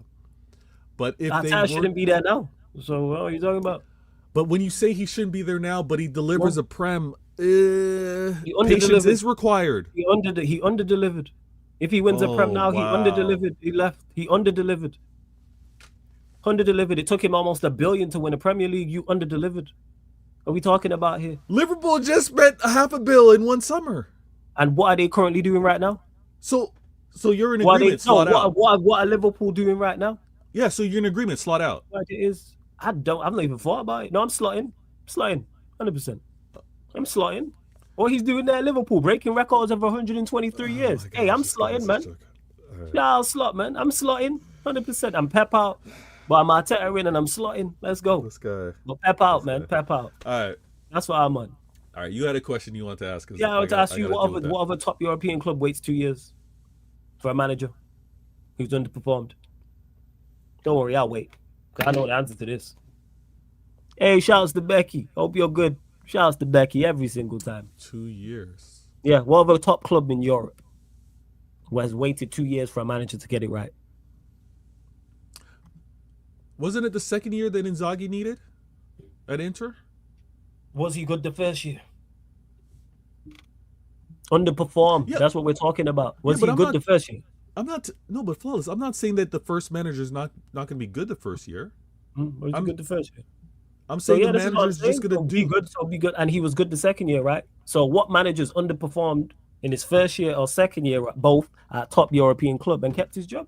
No, but here you're getting the fine print. It's not both. The first year, okay. All right, which year is it? Right the ship. The first year, right the ship, just get the result, blah, blah, blah. The second year, expect Europe. The third year, maybe go expect a trophy. You adding in this style of play, this attacking football. No, don't do that. You added in style of play. They're your words. You said it's the. You said what else? That goes without saying, Vader. That's like getting in a relationship just and get the it woman done. being just nice. get the No. It's like getting in a relationship and I expect the woman to be. I expect my partner to be nice to me. That's non-negotiable. What are we talking about? In football, it's about. How are we doing non-negotiables? Trophies in Europe. That's all you want. No, it's not. What? No, it's not. Trophies in Europe. No, it's not all I want. All I'm saying is we're going to be talking about. Yeah, and if we're back here, you know what? The wrong manager. The powers that the powers that be didn't get it wrong. So so this whole thing, it's not impossible. What are we doing out here? I'm in agreement. I just think I'm still waiting for an answer. The behemoth of United, I don't think you can have the same timelines as the other European clubs. You admit it yourself. You guys are we have bigger than everybody else. Should have this. We don't have their timelines. That's my problem. Outside of Arsenal. Okay. We don't have their timelines. The juggernauts in Europe, we don't have their timelines. What's happened at Manchester United over the past? Since Ole, I would say, wouldn't get accepted at Barcelona, Real Madrid, or Bayern Munich. Okay, well, it's going to be an interesting. So it wouldn't be so. Hold me to. I want to be held to the successful standard. Even it's going to be a nice observation now that we look at what Barca and Real Madrid do this season, because again, they're not off to the best start. Facts. I guarantee if it carries on, those two managers will not be there. Okay, we will see. Guarantee you that. Let Xavi. There is going to be the style of play even though Real Madrid's a bit different with style of play, but lack of success. That's not accepted. Okay. So this whole thing of it's impossible. No, you keep chopping and changing managers till you get it. Is it very tough? What top teams are asking for? Yes, not so much United because we're way off it. But I'm saying from getting to the very top and winning. But I'm saying get us in position. Okay. That's all. That's not tough to do. You've mentioned two things: attacking style of play. Cool. Should be able to do the youth. I would expect the reserve team coach to be able to go in and do that. No, but you also want to win. Yes, and win because you have talented players. Yes, if you have a good style with talented players, yes, you should win. Do you have? And the thing is, I think we're better than most teams in the league. Therefore, you should win more often than not. We're better than Tottenham. We're better than Nottingham Forest. We're better than Brentford. We're better than Fulham. So expecting Manchester United to win those games and win well is not not a crazy statement. So not only do we not win those games, we also don't even perform well in those games. Because if we perform well in those games and lost, I'd crash it on the players and go, right, we missed a whole heap of chances. This is the point I'm making, to divulge into this, break through this absolute nonsense of it being impossible. No, it's not. People just want to blame Manchester United rather than blame the hierarchy and blame the manager. That's all it is. For whatever reason, people got this, like I said, very weird. I don't know what it is. I have no idea. I'm at a loss as to what it is. Have this very strange thing. It's always not who's at Manchester United. It's the club's fault. So United hire bad managers. It's not the bad manager's fault. It's not the hierarchy's fault. It's Manchester United's fault. How does that make sense? How does that make sense? People will blame the club, but they don't blame the hierarchy and they don't blame the manager. They blame the club. Make it make sense. You've done that. Oh, you lot ruin managers. You are taught to that nonsense rhetoric. And I'm like, we didn't ruin anybody. These managers were not of the highest level. No, what? Flawless. If there was an aura or an expectation with regards to certain managers before coming to United, right? If there was like this optimism, this next manager hype, right? Mm-hmm. They had it before going to United. It happens every year. There's a next manager hype. They just don't necessarily come join Manchester United. There's been like hundreds of managers in the history of time. But I even say hundreds, but in our lifetime, I'll say at least one a season. So there's been 30 to 40 managers who are supposed to be the next guy. Most of them are not, but they don't join Manchester United, so it don't get spoken about. When AVB went Chelsea, he was the next guy. What happened? AVB turned out to not be the guy. When Potter went to Chelsea, he was supposed to be the next guy. What happened? When Emery went to Arsenal, he was meant to be the next guy. What happened? Emery was done dirty. No, whether he was done dirty or not, Emery was supposed to be the next guy when he went to Arsenal. Guess what? He wasn't. That's not his level. He is not a Champions League, Premier League winning manager. He's a Europa League winning manager, which is no disrespect. He's B level. Is that Arsenal's fault? Is that Arsenal's fault that Emery's B level? Or is it just Emery being B level? But people don't talk about it. Potter was the next guy when he was going Chelsea. Best manager outside of the big six. What happened? He died. Is that Chelsea's fault or is that Graham Potter's fault mostly? Because then we see what happened when he went West Ham, but people only do it with us. What we talking about? Ten Hag got fired inside 2 weeks. Well, that's Manchester United's fault. But if a manager goes elsewhere and is successful, it's still Manchester United's fault. Notice no one ain't mentioned Højlund recently. When he was scoring goals, it was Manchester United. He was out of Manchester United. When he's getting criticized by pundits on TV talking about he's not good enough, his hold-up play is not good enough, his first touch is not good enough. Crickets. What are we doing out here? What are you talking about? If we're going to talk this, let's just talk facts. It's outrageous. It's like Conte. Chelsea's like, no one says, hey, Chelsea ruined Conte. Man's only bad in his own ends. That's just on Conte. I happen to think that... Hey, people, don't let facts get in the way of an agenda, people. Sorry, go on, as you were. I happen to think that the challenge at United is a unique one. So when when you say you see this at other clubs, you know, other European clubs and the patience or lack of patience that they have elsewhere, I think there needs to be an exception with regards to United. Now I get it. Quick trigger, 2 years, you're not showing me enough, you're out the door. I get it. I get all that. But I'm not wrong to say I just don't like the impossible. Is it very, very tough? Yes, but it's not impossible. Is it extremely tough? Yes. Impossible? No. Nonsense. I think when you put it in terms of giving it 2 years, that's where I put the impossibility. Because I think you guys are so unique. 2 years? No, it's not though. I think it should be longer. That's all I'm saying. Yeah, because you get 2 years if you prove to be good. If you are performing well as the manager, you'll get more than 2 years. I could be wrong. Ten Hag had a good first year. That's why he got his second year. But then his second year was bad. If he would have continued on the trajectory he was on, he'd probably still be here. Even the trajectory talk. I think even if you had like a solid fifth season. Well, we finished fifth and fifth again. What's the team like? What's the quality of the league like? What's the investment like? How do we play like? There's so many variables, Vader. You can't just say fifth and fifth. Is it fifth and fifth, and we didn't invest nothing? No. You did Is it invest. fifth and is it fifth and fifth, but we invested 250 million, 300 million? Is it fifth and fifth where the performances got better, but our key players got injured? What, like, you can't just say, oh, fifth and fifth. There's so many variables in football. What are we doing? Let's say, even if you guys were, this is where I think the patience should be, and I got to drop, unfortunately. But even if you guys were, this is ridiculous. No injuries. No, first year, fifth, right? Whatever you guys had at the time. Fifth from where? Did he take over what? Did he take over halfway through the season, or did he take over in the summer? You guys... I'm asking you the question. Did the manager take over in January? I mean, from now, or did he take over in the summer? Why would that matter? What do you mean? Why would it matter? Because of course it matters. Because if he finishes fifth and we were 10 points off fifth, that's exception. That's exceptional. If he finishes fifth and we were sat in third, that's not good. We were 10 points clear in third, and he took over, and we finished fifth. Something's gone horribly wrong.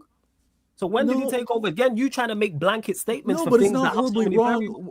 You're getting rid of a manager because there's something wrong, even though you were third. It's not acceptable because where it may go. So that's my point. Is if we're third with a manager who's performing badly, even though it's highly unlikely. No, but maybe it's because you're getting rid of this manager at third because long term, this. Yeah, the performance so that's to my point. So if we're 10 points clear in third, 10 points, and we finish fifth with a manager that's supposed to be better than the last guy, something went wrong. No, oh my God. Okay. Of course it did. What are we talking about?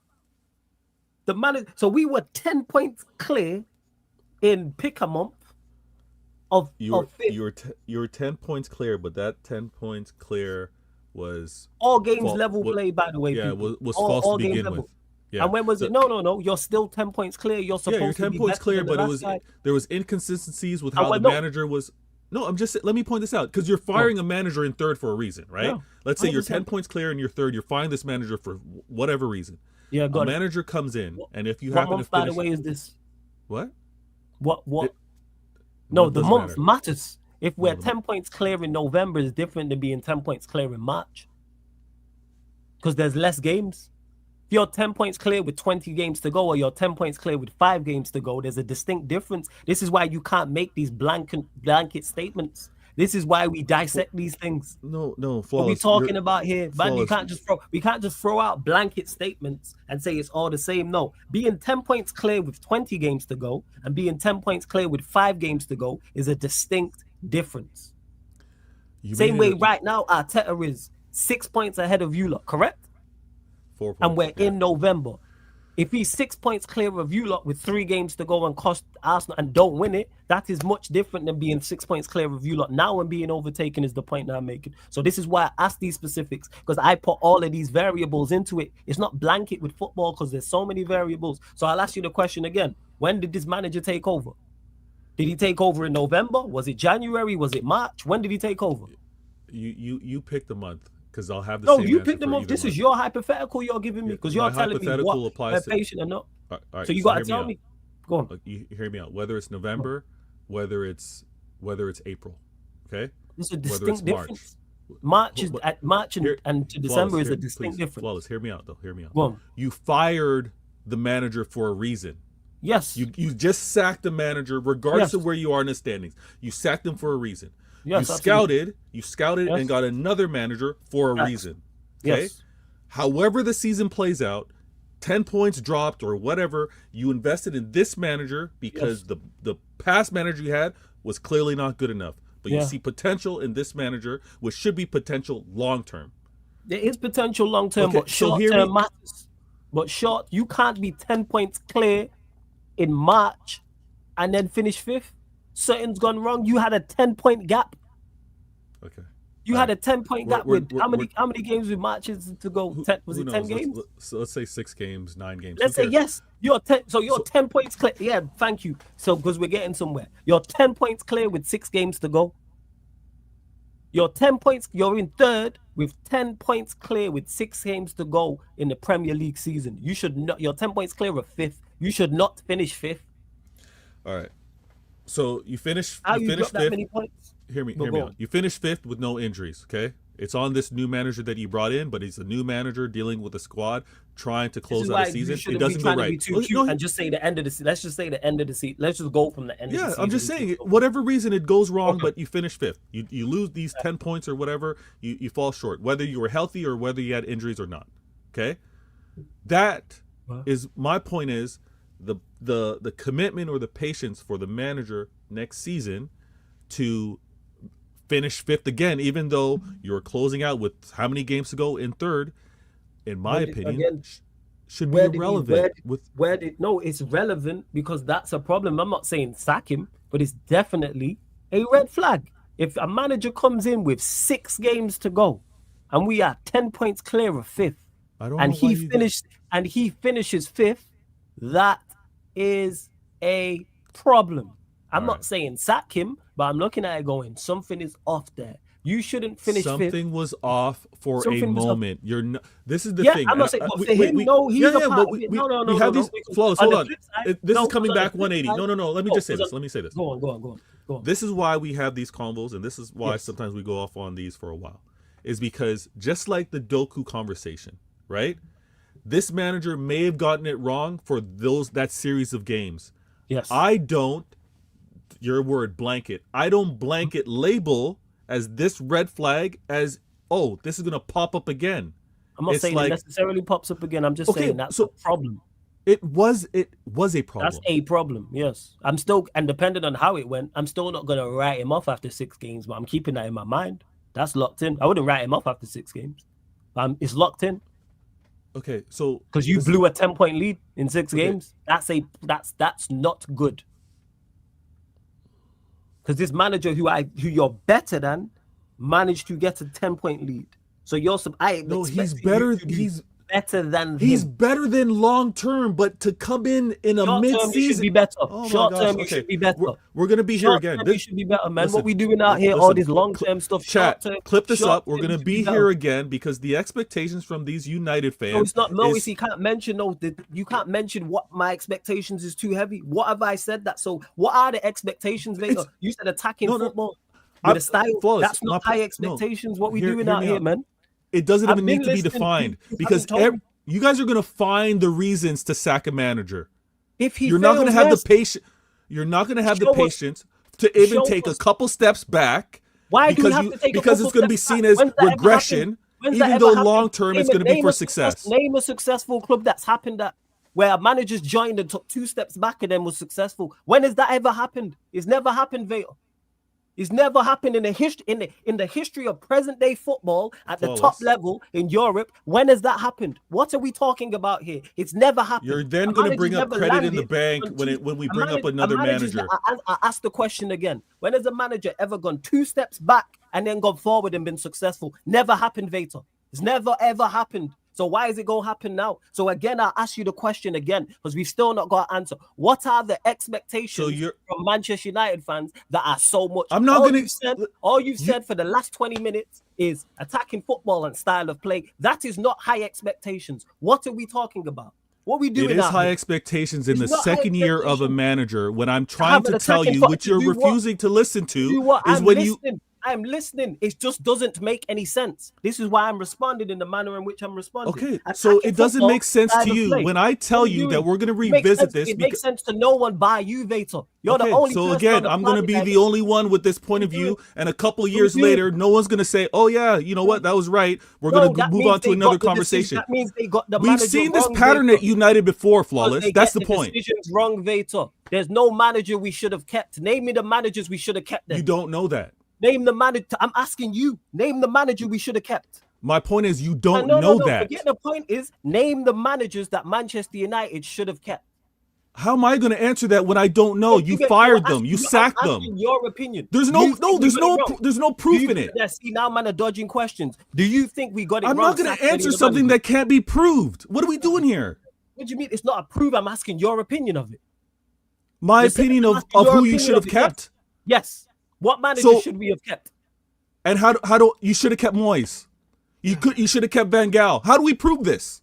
Okay. We don't. So your question makes no point. I'm asking your opinion. Should we have kept Moyes? Yes. Okay. Why should we have kept Moyes? Because you let him go too soon. Okay, You're going to ask me another question because you're not happy with that answer. Yeah, of course. No, it's not, because we're gonna dissect it. What has There's Moyes no done? dissecting. I give you my opinion, and then you want something else to try to catch me up. I'm pointing out you guys don't give time, and we're going to be revisiting this. And you don't like it because you're talking nonsense. Because Moyes has done nothing to justify that. What has Moyes done to say he would have been successful at Manchester United? So again, Flawless. No. Answer the question. What has David Moyes done? I'm going to answer your question, then I'm going to say something. Yes, okay, nothing. That's fine. So okay, I just answered you. Nothing. Okay. He's done nothing. So why should he have stayed at Manchester United then when he's done nothing to prove that he would have been Because what he done after United doesn't prove anything whether he should have stayed longer. That's why. Of course it does. Of course no, it doesn't. Of course he's not in the job. So what he does somewhere else doesn't prove what he could have done in the job. That makes no sense. No, it is. So if Moyes would have left Manchester United, went to Chelsea, for example, and built a dynasty. See, now you're going to do these. It has nothing to do with hypotheticals. Let's not do that. No, let's not do that. Like the answer. No. No, a hypothetical doesn't give an answer. It's a fantasy. I don't want to talk in fantasy. My point is. No, I asked you the question and you didn't want to answer it. What did he do? I answered your question. So he did nothing. For the last time, he did nothing. But what he does away from United means nothing, Flawless. No, so that's a fact. So he did nothing of note since leaving Manchester United. So the evidence points to that Manchester United made the correct decision sacking this manager. Same way if you have a striker who doesn't score goals like I'm not doing this striker hypothetical. That has nothing to do with the manager. No, I'm not doing this. It's the same principle, but it's not the same principle. Of course it is, man. Of course it's not. You're trying to ask me what this manager would have done at another club. You said it doesn't prove anything. I give you no reasons as to why. You're not gonna have nothing to back it up. What are we doing out here, Vega? You're gonna ask me what I would have said on another stream if I was on your stream. It doesn't work that way. What Moyes would have done at another club has nothing to do with what he could have done at United. The fact is, the patience at United for Moyes. No. It gives us the indication. That's why we hired him. What are we talking about here? We hired him for a reason. No, we hired him for a reason. Why are we saying that what a manager does at other clubs doesn't matter in regards to him coming to your club? Why did you hire Pep Guardiola? What are we talking about here? Now we're going to move. We're going to keep moving questions on to different things. You're going to have me answer question after question after question. I'm not dancing. Let me say something for a second. Let me get a second to say something. Why did you hire Pep Guardiola? Because he was available as a manager. No, there's a reason why. Why? I asked the question again. Why did you? Okay, why? You don't like that? You don't like that answer? I gave you an answer. Why did the City hierarchy? Yeah, because you're being an idiot about it. So I'll ask you again. Why did City hire Pep Guardiola? Because there was hundreds of managers available. Since we're doing that and we'll play semantics, I can do semantics too. There was 100 managers available. There was hundreds of managers. So why did they pick him? There was hundreds of managers available. Why did they pick Pep? Pep was available when we hired Pellegrini. Okay, why did you pick Pep Guardiola? Why did I pick Pellegrini? Why did you pick Pellegrini? Tell me why. Since we're going to Pellegrini. Why did you pick Pellegrini? Because since you want to be semantics about it, I can do semantics too. I'm not doing semantics. You don't like my answers when I give you the answers. So why did you pick Pep? Because I know you know why you picked Pep. The same reason why we picked Pellegrini. The same reason why we picked Mancini. Because we looked out into the market of managers and chose a manager. Okay, why did you though? Because there's hundreds of managers available. Flawless. I'm going to say this. There's hundreds of no. We're not bypassing this. I'm not bypassing it. Let me answer so I can have some time. Go on. The same reason the club went and got Mancini with how they assess managers. They did the same thing to get Pellegrini. They did the same thing and then picked Pep. I'm not going to give you a different answer because the scouting and decision on manager is the same. Your answer was because he was available. Hundreds of managers are available. So why did they pick those three? Because we scouted and decided to get Pep. Okay, we scouted and decided to get Pellegrini. We scouted and decided to get Mancini. What are we doing here? The same way we're going to scout and get a manager after Pep. What did they scout? I don't know. What were they looking for? Oh my gosh. You tell me, because how do I know what we decided on how we decided on Mancini, Pellegrini, you have no and Pep? idea. So they just picked Pep out of a hat. They just looked at Pep and said, "Yeah, we're just bringing in Pep for no reason." That's what you're telling me. See, you're being extra. I'm asking the question. You're not asking a question. How you're phrasing it is really juvenile right now. That's a question. You know what I'm saying? The question is, calling me a juvenile. Why did they pick Guardiola, Vale? Why did they pick Pep? You have no idea why. So what you're telling me is you have no idea why Manchester City picked Pep as a manager. That's what you're telling me right now. I don't know all the reasons to why they Not picked all Pep. the reasons. Do you know some of the reasons? Vader? One of the reasons why they picked Pep is because of his track record. Simple. Okay, so we got there. So just say that in the first place then. It's not. You've had the answer for the last 5 minutes, but just want to dance around it. No, you because literally this is just said that. flawless, What we're talking about flawless, here. They picked him because of his track record. Why not just say that in the first place? See what Because I'm saying about this guy? Why not just say, wait. Why not just say that in the first place? You want me to answer redundant questions? Why Why do any club pick managers? Because of a track record. Okay, then, so say that then. Why did you not just say that? Because answer my question. When I asked you the question initially, why not just say that? Why not say because of his track record? Why say, oh, because they just picked him because he was available? No, they picked him because of his track record. His track record where? At previous clubs. So if you can pick managers of what they've done previously, you can then fire a manager, look what he does after you and go, yeah, we probably made the right decision there. Your words, you said David Moyes did nothing after Manchester United. So why would he be successful at Manchester United? There's no evidence. You said your words. Moyes did nothing. That's a lie. So why would he have done something at Manchester United when he did nothing of note since? Okay. Your words, evidence, factual. Okay. Not all right, so let me finish. Factual. What are we doing out here, man? So Flawless, let me ask you a question. And this is going to be interesting. Either, I'll answer the question. Why did your club pick Moyes? Because of what he had done previously. So, and that was a mistake. Because I said it at the time. He had done nothing of note to get the Manchester United job. It was a terrible mistake, and it went the correct way as I expected it to go. It wasn't going to last the season. Now, what did your club do with the next manager? He was the next manager after him, Van Gaal. Yeah. Why did they pick Van Gaal? Same reason, right? Experience. No. Yeah, because of what you done previously. Because of a track record, right? Yes. Okay. Yes. And did they get it right or wrong? Van Gaal was a success.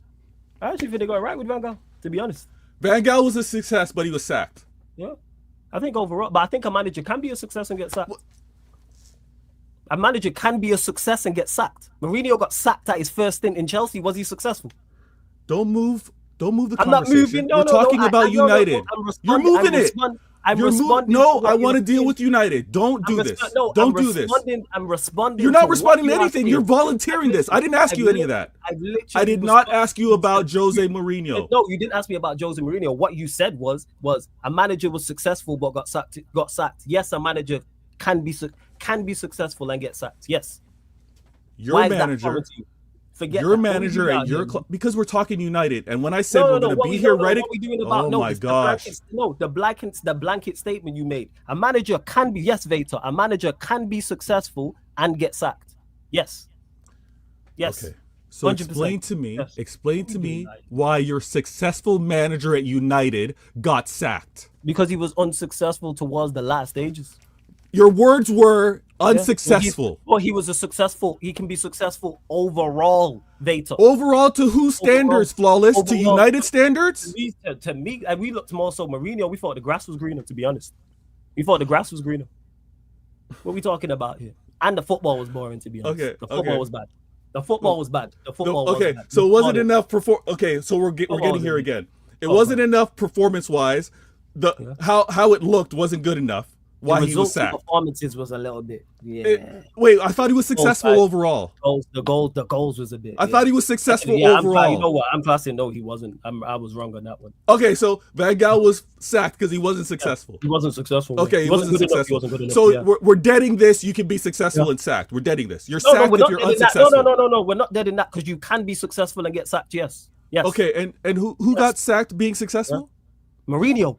Why did he get sacked being successful? Because he was unsuccessful for an extended period of time, but he was successful overall. So, all right, now we're doing the semantics. So for a portion of time, he was flawless. No, let me talk over you now, because when I start making a point and I'm rolling, you do the hold up. Your words were unsuccessful for a period of time. He got sacked for being unsuccessful. Okay, so we get here again. But his overall reign was successful. Mourinho's overall reign was successful. What are we talking about here? Flawless. Any manager. Okay, let me dead this real quick. Because any manager overall, let's say for a 5-year stint, were successful. That 5th year, they're unsuccessful. Why they're being sacked? Overall, 5 years, 4 were successful, 1 wasn't. I get that. Let's not do that. So you get sacked unsuccessful. But I'm lost. You've lost me. I'm not gonna lie. I'm You've lost because you were trying to play the game. lost You can be I successful don't. overall and You get play the game. sacked. I don't. Yes, you can be successful overall and get sacked. You can have a Okay. successful reign at. Wait. You can have a successful reign at a football club and get sacked. Yes, you can. Yes. Yeah, but everyone tried gets to play sacked out at like their a drug. moments of unsuccess. Of course, they get sacked at the moments of unsuccess. Okay, so when Of you course they do. when you Of when course you they do do. this game Go on. about overall you can be successful and you're trying to do the with Jose, I Not get game. it. I don't play games. Okay, well I you're merely being just responded to what you said. okay. You're trying to be cute, all right? I'm not trying to be cute. right. You made a point and I disagreed. You with it. brought I up the dispelled it. point because I smirked when you responded said to it and give you an example. okay. Mourinho, Yes. and So I give when you an you example. Like Carlo, as someone just mentioned in the chat, Carlo Ancelotti was successful at Real Madrid, but got sacked. But his overall Yes. reign, was he a success? So let me Yes. talk to everybody being silly in the chat. Everyone's successful until the moment of not being successful That's is not the where case. they get. But Oh it's my that's not the gosh! case. You can be unsuccessful your entire reign. What success has Amarin had at Manchester United? Can I finish a point, please? What success is Manchester Can United? I finish a What point? I'm addressing your point about being successful overall, but getting sacked. If Okay. you have a 5-year career, the first four you're successful. That 5th year, you're failing, you're unsuccessful, you're sacked. Yes. You making a point that you can be successful overall. Overall, yeah. Who cares? We get that. That happens to everybody. You go on No, your it doesn't poor happen to run, everybody. you get kicked out. It doesn't There's happen no. to everybody. It doesn't happen. That's a myth. That's a Oh myth. my It doesn't gosh. happen Now to he's everybody. going to focus on it doesn't happen to everybody. It doesn't Tell happen us- to everybody. And it doesn't happen to everybody that they get sacked And not after being everybody- successful not everybody- overall. What? And not everybody's success. I never said that. Nowhere did I I'm say not that. saying You made that- everybody either. So You're the what we one throwing talking out about here- everybody.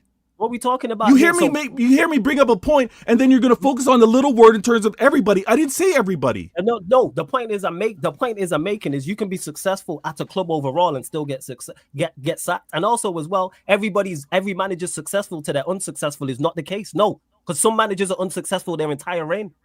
What we talking about here? Amarin's been unsuccessful his entire reign at Manchester United. What success has he had? Flawless. I need you to stay on the road. I need to stay on the road because you keep diverting. Carry on. You keep diverting. I'm not A diverting. manager, when you bring up a point, a manager can be successful overall. Everybody in the chat, we all get it. Because you're successful, you keep your job. When you start being unsuccessful, you're sacked. I disagree Overall, with that. No, Wait, I what do disagree you- with that. That's not the case. That's incorrect, Vay. when you bring up Jose, is that not the point? Yes, with Jose. Yes. That's what I'm dealing.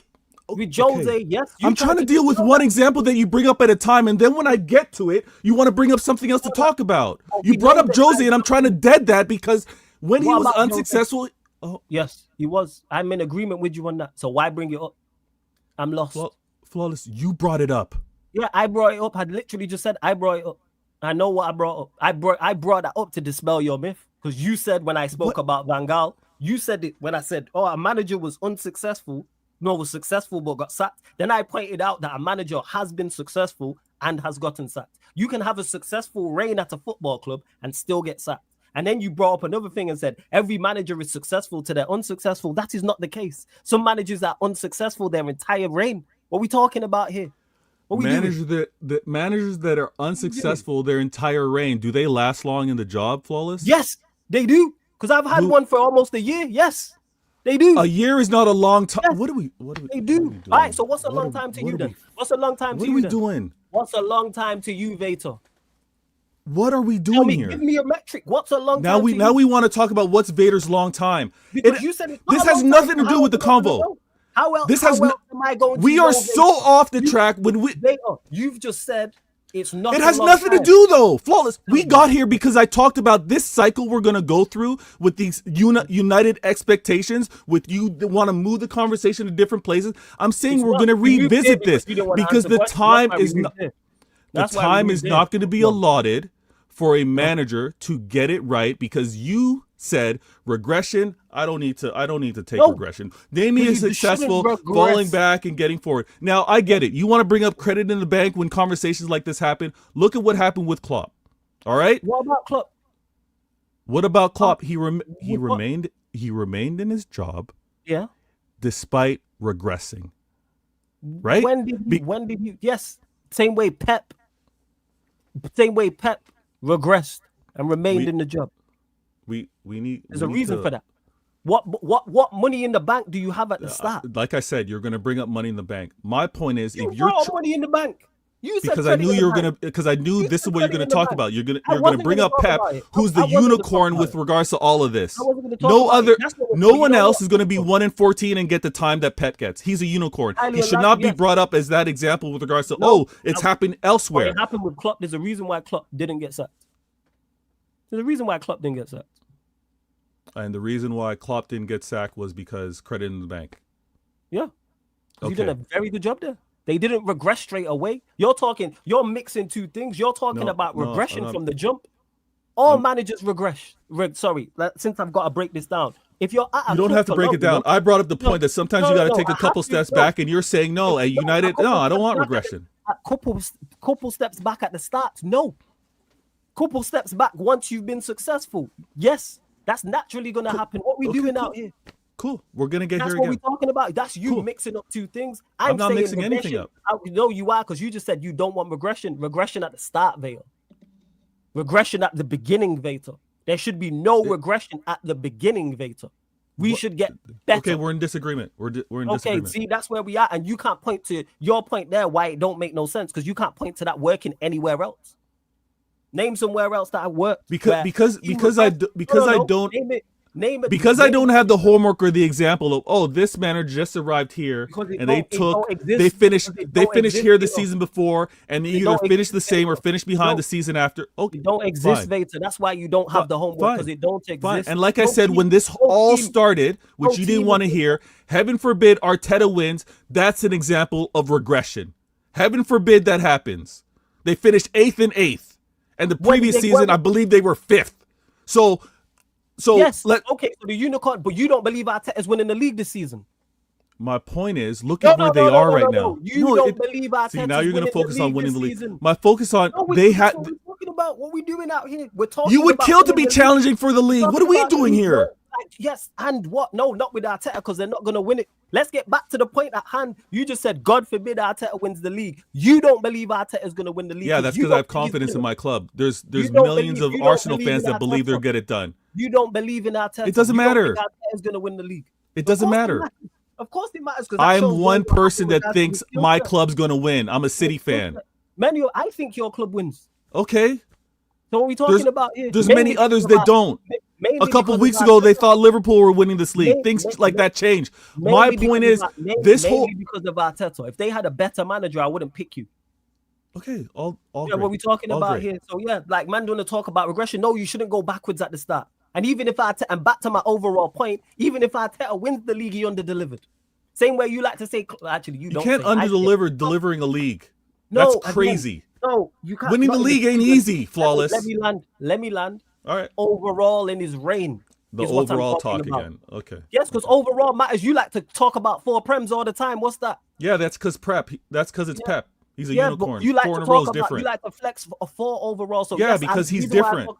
I talk about reigns. Yes, same way my manager was different. And did I'm what not he going to did. say Same way the Arteta reason- underachieved when he was losing the Pep. I'm not doing that. Overall, Overall, I'm not doing that. I'm not. No, I'm not doing that. The club underachieve in your opinion. Did who? Klopp. No, he was only able to do what he could do. That's crazy. He was going up against Pep. That's crazy, yo. Now, I'm saying, no, actually, you know what? I'm you- gonna correct it. I'm gonna correct it. He did underachieve because he should have never finished behind Arteta. But to not get the prems that he didn't get, yeah, because it was Pep. Facts. I'm not gonna either Klopp or Arteta falling short to Pep. I That's where we're can't. different, then, innit? That's where we're different. You think 1 year of success excludes 6 years of success and nearly $1 billion spent. So that's where we're different. No, now you're throwing words. You just said he was success. Do you think Arteta has been success? If I let's say hypothetically, You're trying to let tell me me say- underachieve. Let me. I'm say, yes, just correcting. I no, don't think he underachieved. That's this is what I'm I'm saying. gonna ask you. If Arteta wins the a prem, he's not underachieving. That's what I'm saying. okay, Just to so be I'm gonna clear, ask you- the fine print flawless. Just to be clear. overall, I'm Okay. gonna ask you overall. Arteta If- wins the league this season, retires. Was he a success overall at Arsenal? Absolutely. Yeah, see, that's where we different. That's where we different. You think? Well, okay. You may think that. You think Arsenal fans. You think Arsenal fans are gonna think he wasn't successful? Some. It's So, been 20-something underachieved, years, Flawless. Underachieved. No, you said successful. Underachieved. I'm changing it. Underachieved. Okay. So So let me underachieved. ask you that.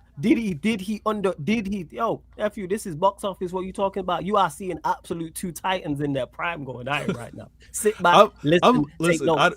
Flawless As we're doesn't sleep. saying- I'm about to shut this, and I should have shut this down like 40 minutes ago. But yeah, No, because this is great. You know what I'm saying? This. You know what this is with you right now? High level elite sparring. I love this. I can't do this with many other people. This is fantastic. Really, I learned shit. Again, everybody in the chat, if they think nothing's twisted here, we're gonna end the chat backstage. It's gonna be like, listen, yeah, I'll catch you next week. Every single week, people.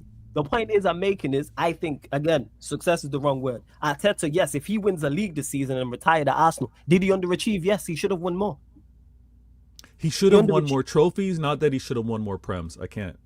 Trophies, prems, whatever. Yeah, he underachieved. trophies. Yeah. Do you agree he underachieved? He should have won more domestic. So when you want to talk underachievement with regards to the other trophies, I think I'm with you. When it comes down to Prem, I would never say it's been a 20-year drought. I'm not going to say that Arteta underachieved, giving them their Prem. I think since the Invincibles, he underachieved. Same way I think Fergie underachieved in Europe. We won it twice in an era where no one really won it a lot during that period. But do I believe Fergie underachieved in Europe? Yes, he's my GOAT, greatest manager of all time. Should we have won more? Yes. Does it mean he was not successful? Of course he was successful in Europe. We won twice. But did you underachieve? Yes. You shouldn't. If you spend $1 billion on a team, you should win more than one league title. I'm sorry. And especially, and add on top of that, and let me add on top of that as well. When I look at the competition you was facing, and I look at what you did, being on top of the league 95% of the time, you should win the league. You're being disrespectful. You're being disrespectful. How's that disrespectful? How am I being disrespectful? Because he lost that Prem, that 93% leading the league. Yeah, and that's unacceptable. That shouldn't happen. That's me or you, Vader. We should be. That was my trouble season, Flawless. If me or you, I was Super Saiyan. That was Super Saiyan City. I don't care. You were top of the league 93% of the time. Holland breaking the goal scoring record. We did a. That was all well and good. Nah, and you're being unfair. No, it's not. You was on Arsenal top of fans, the league. listen, he's being unfair. I'm not being unfair because Arsenal fans will actually agree with me on this. You was top of the league for 93% of the time. You should win the league. Not against that City, Flawless. I can't. The only time that. Not against that City, Flawless. Come on. Yes, against that City. Nah. The only time you should be on. You know what I even gonna say? What I was gonna say. Sorry, go on. That's the only time that's only time it's acceptable. That is the only time it's acceptable. This guy's a fool. You know exactly what I'm gonna say. I do. It's late. It's late hours. We gotta shut this down. You can do it. The only time you should be on top of saying for 93% of the time and finishing with your gal. That's it. That's the only time, man. That's the only time. If you're on top of your gal for 93% of when you two getting busy, that's the only time you should finish second, where it's acceptable. That's it. What are we doing out here? 93%. There's zero excuse. I don't care if the other team had prime Messi, prime Ronaldo, prime Ronaldinho, prime Zidane, prime Kaka, with prime Fergie next to prime Sir Alex. You're on top of the league for 93% of the time. Win the league. Because you had a team that was capable of being top of the league for 93% of the time. I'm saying, if it was any other club, yeah, you just like to glaze it because it's City, which I'm not glazing it. Did you? I'm in agreement with you. How you arguing with me when I understand where you're coming from? No, because you're trying to say I'm glazing it. I'm not glazing it. This was a trouble-winning team, though, Flawless. Okay, I removed the word glaze. You're praising your football club, but not falsely. I'm not gassing it. I'm not exaggerating it. But that was a special year. That was a trouble year. I didn't say you falsely praised him. You praised your football club, and I understand why. If I was you, I'd probably be doing the same thing. I get it, man. Okay. If it happened to be, let me take City out of the equation. If it was, this guy is crazy, you know. If it was, I've never heard that before, yo. Falsely praised. I'm just saying it's not false praise. If it happened to be, I'm saying I know. Yeah, okay, so like, the year Liverpool were trying to do their quad chase, right? If anyone happens to lose to Liverpool, little bit of column A, little bit of column B, but going as you were. Wow. If it happens to be a magical season like that, I can't. And again, the first year that they challenge, I can't say that. Okay, but that's where we're in disagreement. Most people would agree with me. Now, the second year of Flawless, when they lost by 2 points, that was bad. So you, there's been 1 year. To me, there's been 2 years already. This one you could maybe argue as well. That's the point. We gotta wait. Yeah, it's 11 weeks. So even if he wins but even if he wins the league, yes, that was a success. He wasn't unsuccessful at Manchester United overall. Not Manchester United, at Arsenal. No, but did he underachieve? Yes, you should have won more. Same way I think Klopp should have won more at Liverpool. Not loads more. If you know what the crazy part is, if Klopp had one more Prem or just one more champs, I go, all right, first. Wow. Yeah, if Klopp is, because that's me crediting, falsely praising City. Because I think Pep's one of the GOATs. So to go and get 2 Prems from him or get a champs when he's in there, whether you face him or not, is kind of like how I look at Wenger. Wenger did phenomenal for what he did. That's why I don't really criticize him for not winning back-to-back because of the fucking juggernaut he was against. Ooh. But you did well because you took 3 times you did it. Yeah. And went invincible. And won FA Cups on top of that. Granted, this is where we're in agreement with regards to the other domestic trophies. When we want to talk about underachieving, I'm completely in agreement, and that's for Klopp. That's for Arteta. I'm a little, if you want to say I'm gassing it, I'm propping my team up. When it comes down to the Prems, you adding too much. No one said all these things. I never said you gassing it. I never said you falsely praise. I said you are praising, and I understand. If I was you, I'd probably do the same. Hence why you just heard me say it there. I'm probably not as critical of Wenger as maybe an Arsenal or another fan would be because of how I look at it. But I think Wenger did very well for what he did. Klopp, I look at you as better than Wenger. So therefore, do what he did. Wow. And you did that in Europe. But you did the fact that he did the UCL and then came back and won the Prem, you think that would kick on. Me as a United fan saying this, I rate Klopp. Not only do I rate Klopp, I look at the team you had. You had some of the best players in Europe in your side. Klopp was all right. He's all right. He's all right. He just got tired. Listen, I got to figure out what. And I add that into as well, Pops. Not only was he's successful in the Prem, was also successful in Europe at that time, and he also did a stellar job at Dortmund as well. And Pops, I rate that. Some teams haven't seen 3 finals. I see what you did there. I respect it. Yeah, good question. And it's Veta, by the way. For those that don't know, people, this is my guy. This is my bro, man. This is family tree. Veta, probably related somewhere down the line. Jamaican ties. Links underneath in the description, people. Veta Games TV. So if you want to address him, people, put Veta's name, put respect on his name and that. Just because you hear us debating and arguing, this happens every week. That's how I know the show's going out there, because some people are shocked. No, it's Sai and Will and Pops and my nephew and Jez are not shocked by this. But this is on a weekly basis that we do this shit more often than not. If Ancelotti, Mourinho, or Wenger was 5 points ahead with that in March versus that Guardiola team in 2023, what do you do? So same scenario he's asking about. The one we're talking about. Do you think Ancelotti, Mourinho, or Wenger lose the league being on top for 93% of the time with that team? No, they don't. But the reason why they don't is because they're experienced. Arteta, I believe that's his 4th year as manager. I could be wrong. I think that might have been his 4th year as manager at that time. I think they went 8th, 5th. Yeah, so we need to give Slot some time, because him and Slot and Arteta started at the same time. Flawless.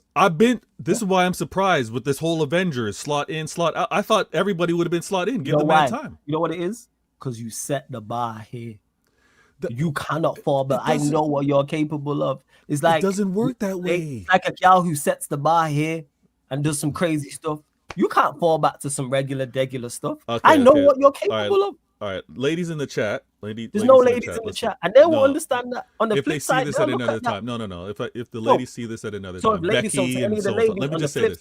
To ladies, if your man, husband, whatever was on some smoke and then I was dropped giving off. advice to the ladies and the men. I'm gonna say this. Listen, I'm no hitch, but I give relationship advice. I'm no hitch. Don't break out all your best stuff from the jump. Don't. No, you don't. That's facts. It's got to be Agree with that. gradual. Men Yeah, and yeah, women, yeah, you yeah. got to be gradual. Hold some things back. Yes, hold some things back. Because you know why you hold things back? Because you don't set the bar here. Because you set the bar here, we expect it here. Or That's if facts. you set That's the bar facts. here, just know it be here. You know what Yeah, I'm that's saying? a problem. Look That's a at them problem. ones Listen. like that. Because there's women who hold the bar here, and yo, that shit don't move. You know what I'm saying? That shit don't move. It's like the Isak meme, you know, he's holding the bar. That shit don't move. It's here. You know what I'm saying? That's it's demanding. I'm gonna give young ladies, young men in the chat. I'm just saying, gradual. But the thing with slot, Go on. and again, if it's understood that this league is that difficult, That's what I want to get to. 1 second. yeah, I go want to ahead. get your thoughts. Nah, because Pops had a good question. What is the quality of the league this year, in your opinion? The quality of the league, Yeah, Pops is as it asking. stands, as it stands right now, game week 11. I got to do my math, Pops. I know you're a numbers guy. I know you like to do the calculator, look things up. Pops is the guy, yo. This is why I don't even do maths with, man. And my maths This is is sketchy this is anyway. the thing. If I was peeping the chat, I would have quickly put something up on the second screen and look at what 2020, 24, 25 was and 25, 26 and kind of see where we are in week 11. But I'm not going to do all that. All right. You see where my hands are. From a point standpoint, I think it is a lot more congested. I think it's not even to do goals for, goals against or anything like that. But I think if we were to compare last year to this year, I think this year is tougher. Pops, Okay. This is just me going off of what I think in terms of the competitiveness. I think it's more congested and more at the top this year. Sorry, this is mad funny, yo. This guy's a dickhead, yo. This guy's an idiot. This chat. People. So what I This said chat. was moving gradual and it's safe and it's best for 5 years. You know what? He ain't no gal. That's what. You know what I'm saying? That's why. I hope my club can do it. But listen, Arteta's Arsenal, if they happen to win this thing, a lot of narratives change. A lot of We give him his credit. I'll give him his full credit if he does it. Hey, I was Yeah. wrong. Salute to Arteta. Salute to Arsenal. I didn't think they could get over the line. No, you're gonna have to do more than that. You're What not else just am I gonna, have to do? No, you're not just gonna say, you know what, I was wrong. I mean, So what am I saying then? you had 5 years of being like he can't do it. He's not good. Yeah. You're gonna have a lot. And I to say. hear all that from the Arsenal fans. Again, you're the wrong messenger. Right message, wrong messenger. Don't tell me. No, we need to stop. No, I told you I'm a visionary. Just because You're it's no me. visionary. Next thing you go, I'm vigilante. I'm Batman. I'm Because you know what else we gonna do? We gonna talk about why your manager lost to Arteta and slot back to back. That's the conversations we gonna be having. We got plenty to talk about, me and you. Lost. Huh? He only lost the Lost? slot. No, but if Arteta wins it, he's Yeah. lost to Arteta. Well, With he's the lost one robot, the cyborg. You know what I'm saying? The greatest goal scorer you've ever seen. Yeah, there's a lot of uncomfortable conversations for you, man, acting like you getting off scot-free. If Arsenal win this league, you lot and Liverpool, I'm chilling. them conversations, we gonna talk. It's gonna be we gonna talk later. It's Loud gonna be and clear. I difficult. hope you can hear me. Huh? I hear you loud and clear. It's gonna be a difficult. It's gonna be a difficult conversation, but we talking about you got to do more than that. Hey, what did Pep do? He didn't do enough. So why do I have to do more? Huh? no, you got to do more because you've been talking crazy. Nah, I You've will been do. talking crazy. I'll go on an apology tour. Okay, I'm doing all right. the Arsenal. I'm doing all the Arsenal fans channels that I know. I'm You'll going feature. over there. You'll feature. I do. got you. I So got you. obviously, I'll go one further. I do it anyway. I did it for Liverpool. I'll let the Arsenal lot who are on here on the regular do a celebration stream on the channel. 100%. Wow. I did it for Liverpool. Wow. Hey, for Yeah, I'm not Liverpool, going they that did a far. celebration stream. So Arsenal, I will TJ, Dunsey, all of any of the other Arsenal lot who are regulars Tony, on there, it's- like Corey's, Rizzy.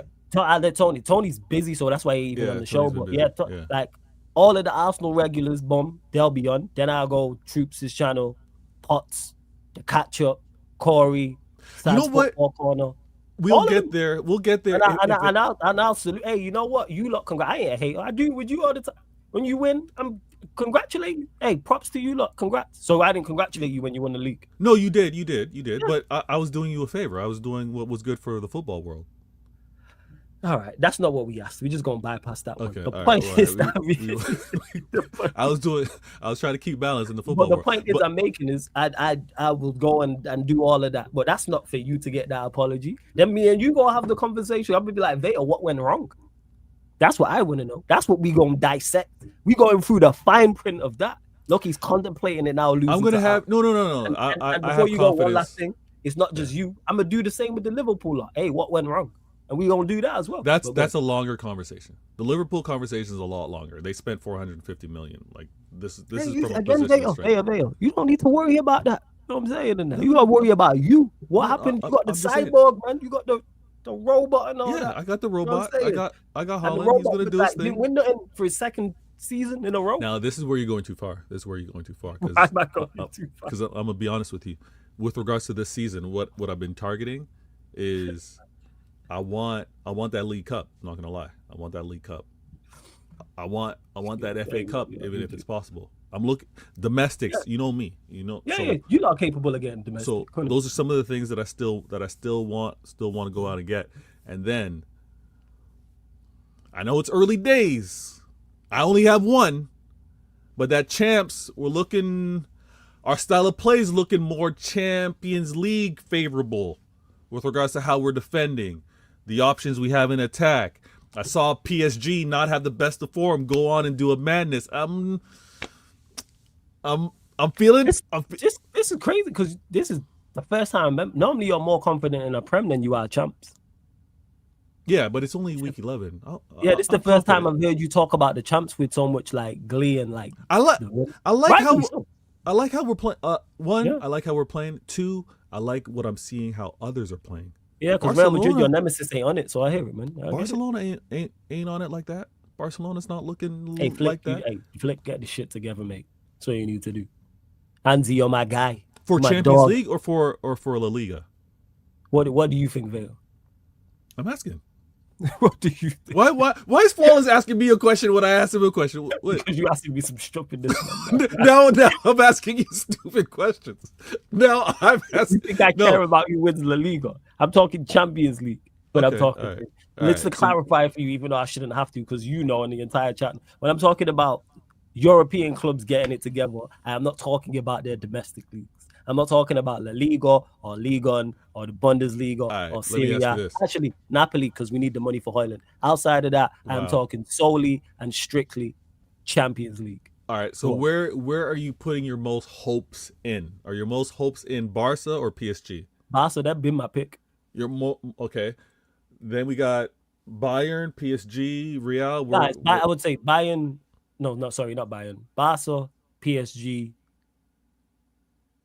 Bayern are playing well. I'll go Bayern and then Real Madrid just because of the amount of talent they've got over there. That's probably you got Inter in the mix anywhere? No, I don't have Inter Milan.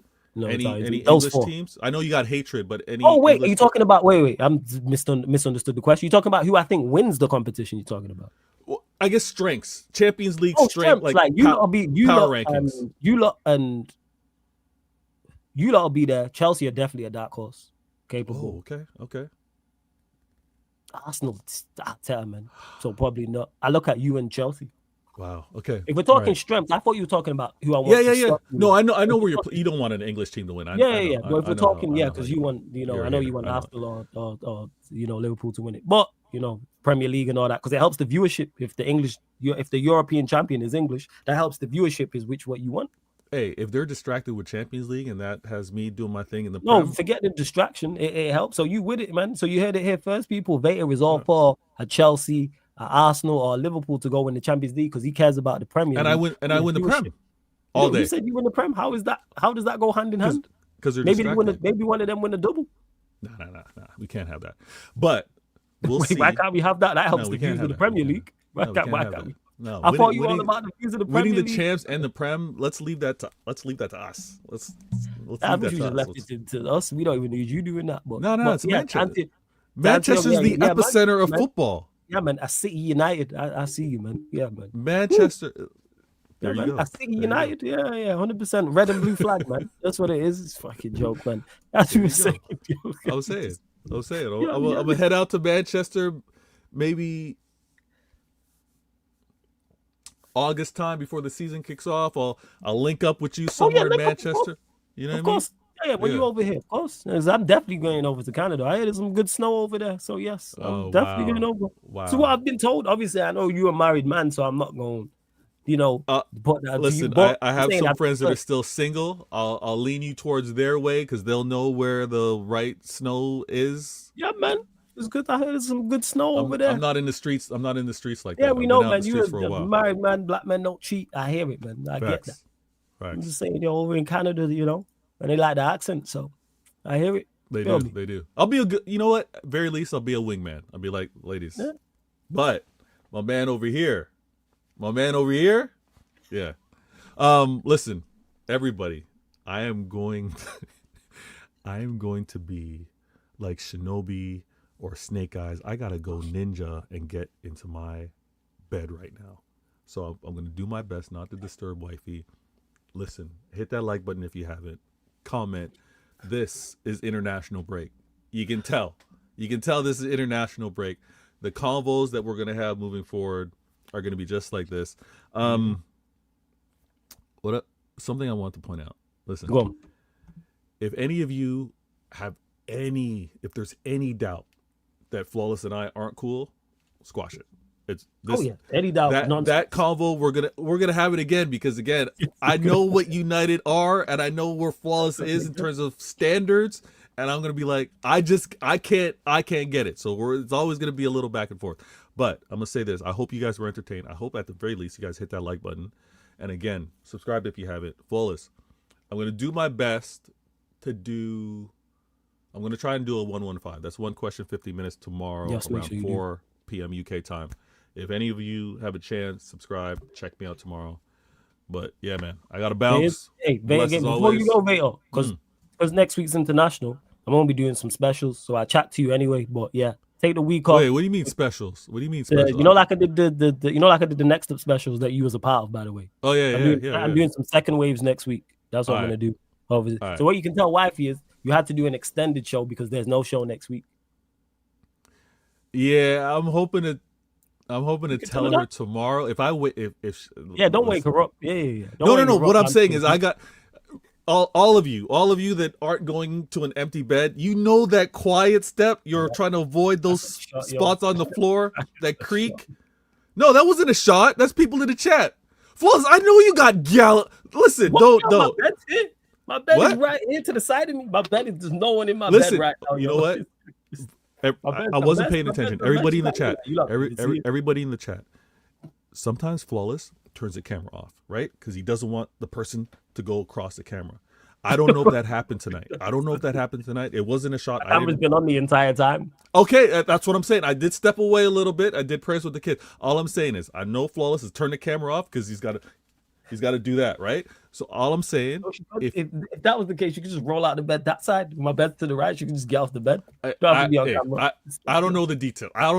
I'm just saying I got to avoid some of those creaky steps and try to shut things down. Bless to each and every one of you guys. Love Vaya, man. Every single time. You lot subscribe to Vaya. Like he's just said there, because I know some people are, you lot got issues. No, it gets heated because we family and we argue from time to time. Subscribe to his channel, people. So when you don't see a show next week, there's been no issues. It'll just be back the week after. That's all. Yeah. You know what? Actually, no, I'm gonna run the rumors. Being like, I'm not showing up on Sarcasm City TV anymore. The show's done. Monday. Yeah, show's done, but I see you on Monday on A-listers. Yeah, bless. Blessings, man. Big up, man. Shout out to Vader every single time. That's my G right there, man. That's family right there. So shout out to Vader again. Run up the likes. I don't know how many likes we're on. Hit the subscribe button as well. I was planning to do the Lakers game, people, versus OKC, but that got what's it called? What's the word I'm looking for? Obviously, this show's ran over. Like, look what we are now. Like, nearly 4 hours is mad. Yes, you know what? I'm gonna flick Jez to Denver Clippers. I'm gonna create the stream now and do it in a second. Because Sai said that. Man said again, exposed. Man are idiots for real. But shout out to Vaya, man. Like, shout out Vaya every single time. Says Flawless, you're moving a bit stiff. Doing that robot might have to back out the WD-40. The robot's supposed to be stiff, Will. What are we doing out here? And Will, you've had 2 comments off the stream, yo. Man said, don't worry about United. Maybe he's saving his best 10 years down the line. What the brother say, era's come to an end. For those that don't know the context, you can figure out. But that's hilarious. That is hilarious. But shout out my guy Vega, man. Don't worry, Flawless. We gave them that belt to us. I did have it on, like I was flicking to it because I was moving it. I was like, I'm at least gonna do the final 2 games. But yeah, they got moved to, man. It really wasn't OKC, UFC, KFC, Lakers in 5. It wasn't. I know Fats was here earlier as well. But shout out to Vega, man. Shout out to everyone in the chat as well. Let me set up the stream. Who is it? It's the 90-76. This Nuggets Clippers game. All right, cool. Let me set this up now real quick. I'm gonna do that. Give me 1 second. Literally gonna set it up real quick. I changed the thumbnail and all them things there. Is it Denver Nuggets? See, people always working while I'm working. But again, please run up the likes here. Please subscribe to Veta's channel, man. Veta Games TV. The link is in the chat, people. Veta Games TV. The link, not only in the link's in the title. Click the link, opens up a new title. Opens up a new tab, sorry. Links underneath in the description as well. It's on the feature channel page. Veta, my G, one of my favorite shows to do, man. One of my favorite shows to do. Thoroughly enjoy working with Veta, man. Like, for real. Even though he'll wind up, he's hilarious and very, very knowledgeable about the game, to be honest. Right, I was just resetting that up right now to do. Yeah, Nuggets went on a run this quarter. That's why, 90-76. But we'll run it. We'll run it. I'm just resetting. Don't forget, though, on top of that, people, all the shows you see on the channel are all on Spotify, people. So apart from watch-alongs, fan calling shows, members content, all on audio-only platforms. So Spotify, iTunes, SoundCloud. Please subscribe to Sarcasm City TV Extra, where we are going to be redirecting to, and subscribe to Sarcasm City TV Gaming, both the other 2 YouTube channels. That's Sarcasm City TV Extra, where we'll be heading for this Nuggets-Lakers game, and also Sarcasm City TV Gaming as well, people. Voice is almost gone. I'm trying to find it. Where is it? That's what we're going to do. Because Jez and Sai was like, yo, do the game. So I was like, all right, cool. But yeah, man, hope you lot enjoyed it. Hey, Pops, big up, man, every single time. I need to partner with you and Vader and try and get you 2 on a show. But I know you busy, Pops. I know Vader's busy as well. You, man, got family shit to do and life stuff to do. I hear it. But yeah, the robot man tried to say, if Arteta wins the league, you got to do more than that. What? Whoa. You lost to him. What? You lost to him. This must be the longest stream so far of this show. Yeah, and we've had longer shows, but yeah. It's mad. But all right, people, we're going to close out. Just made sure. How many likes? 78 likes. All right, I'm big up to, is it Notes? What was it? Notes Narcissist, was it? Let me double check that. Big up Notes Narcissist as well.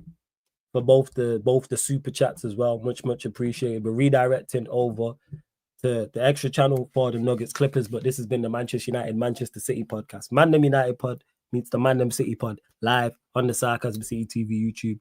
Thank you very much for tuning in. See you lot in a couple minutes. Salute.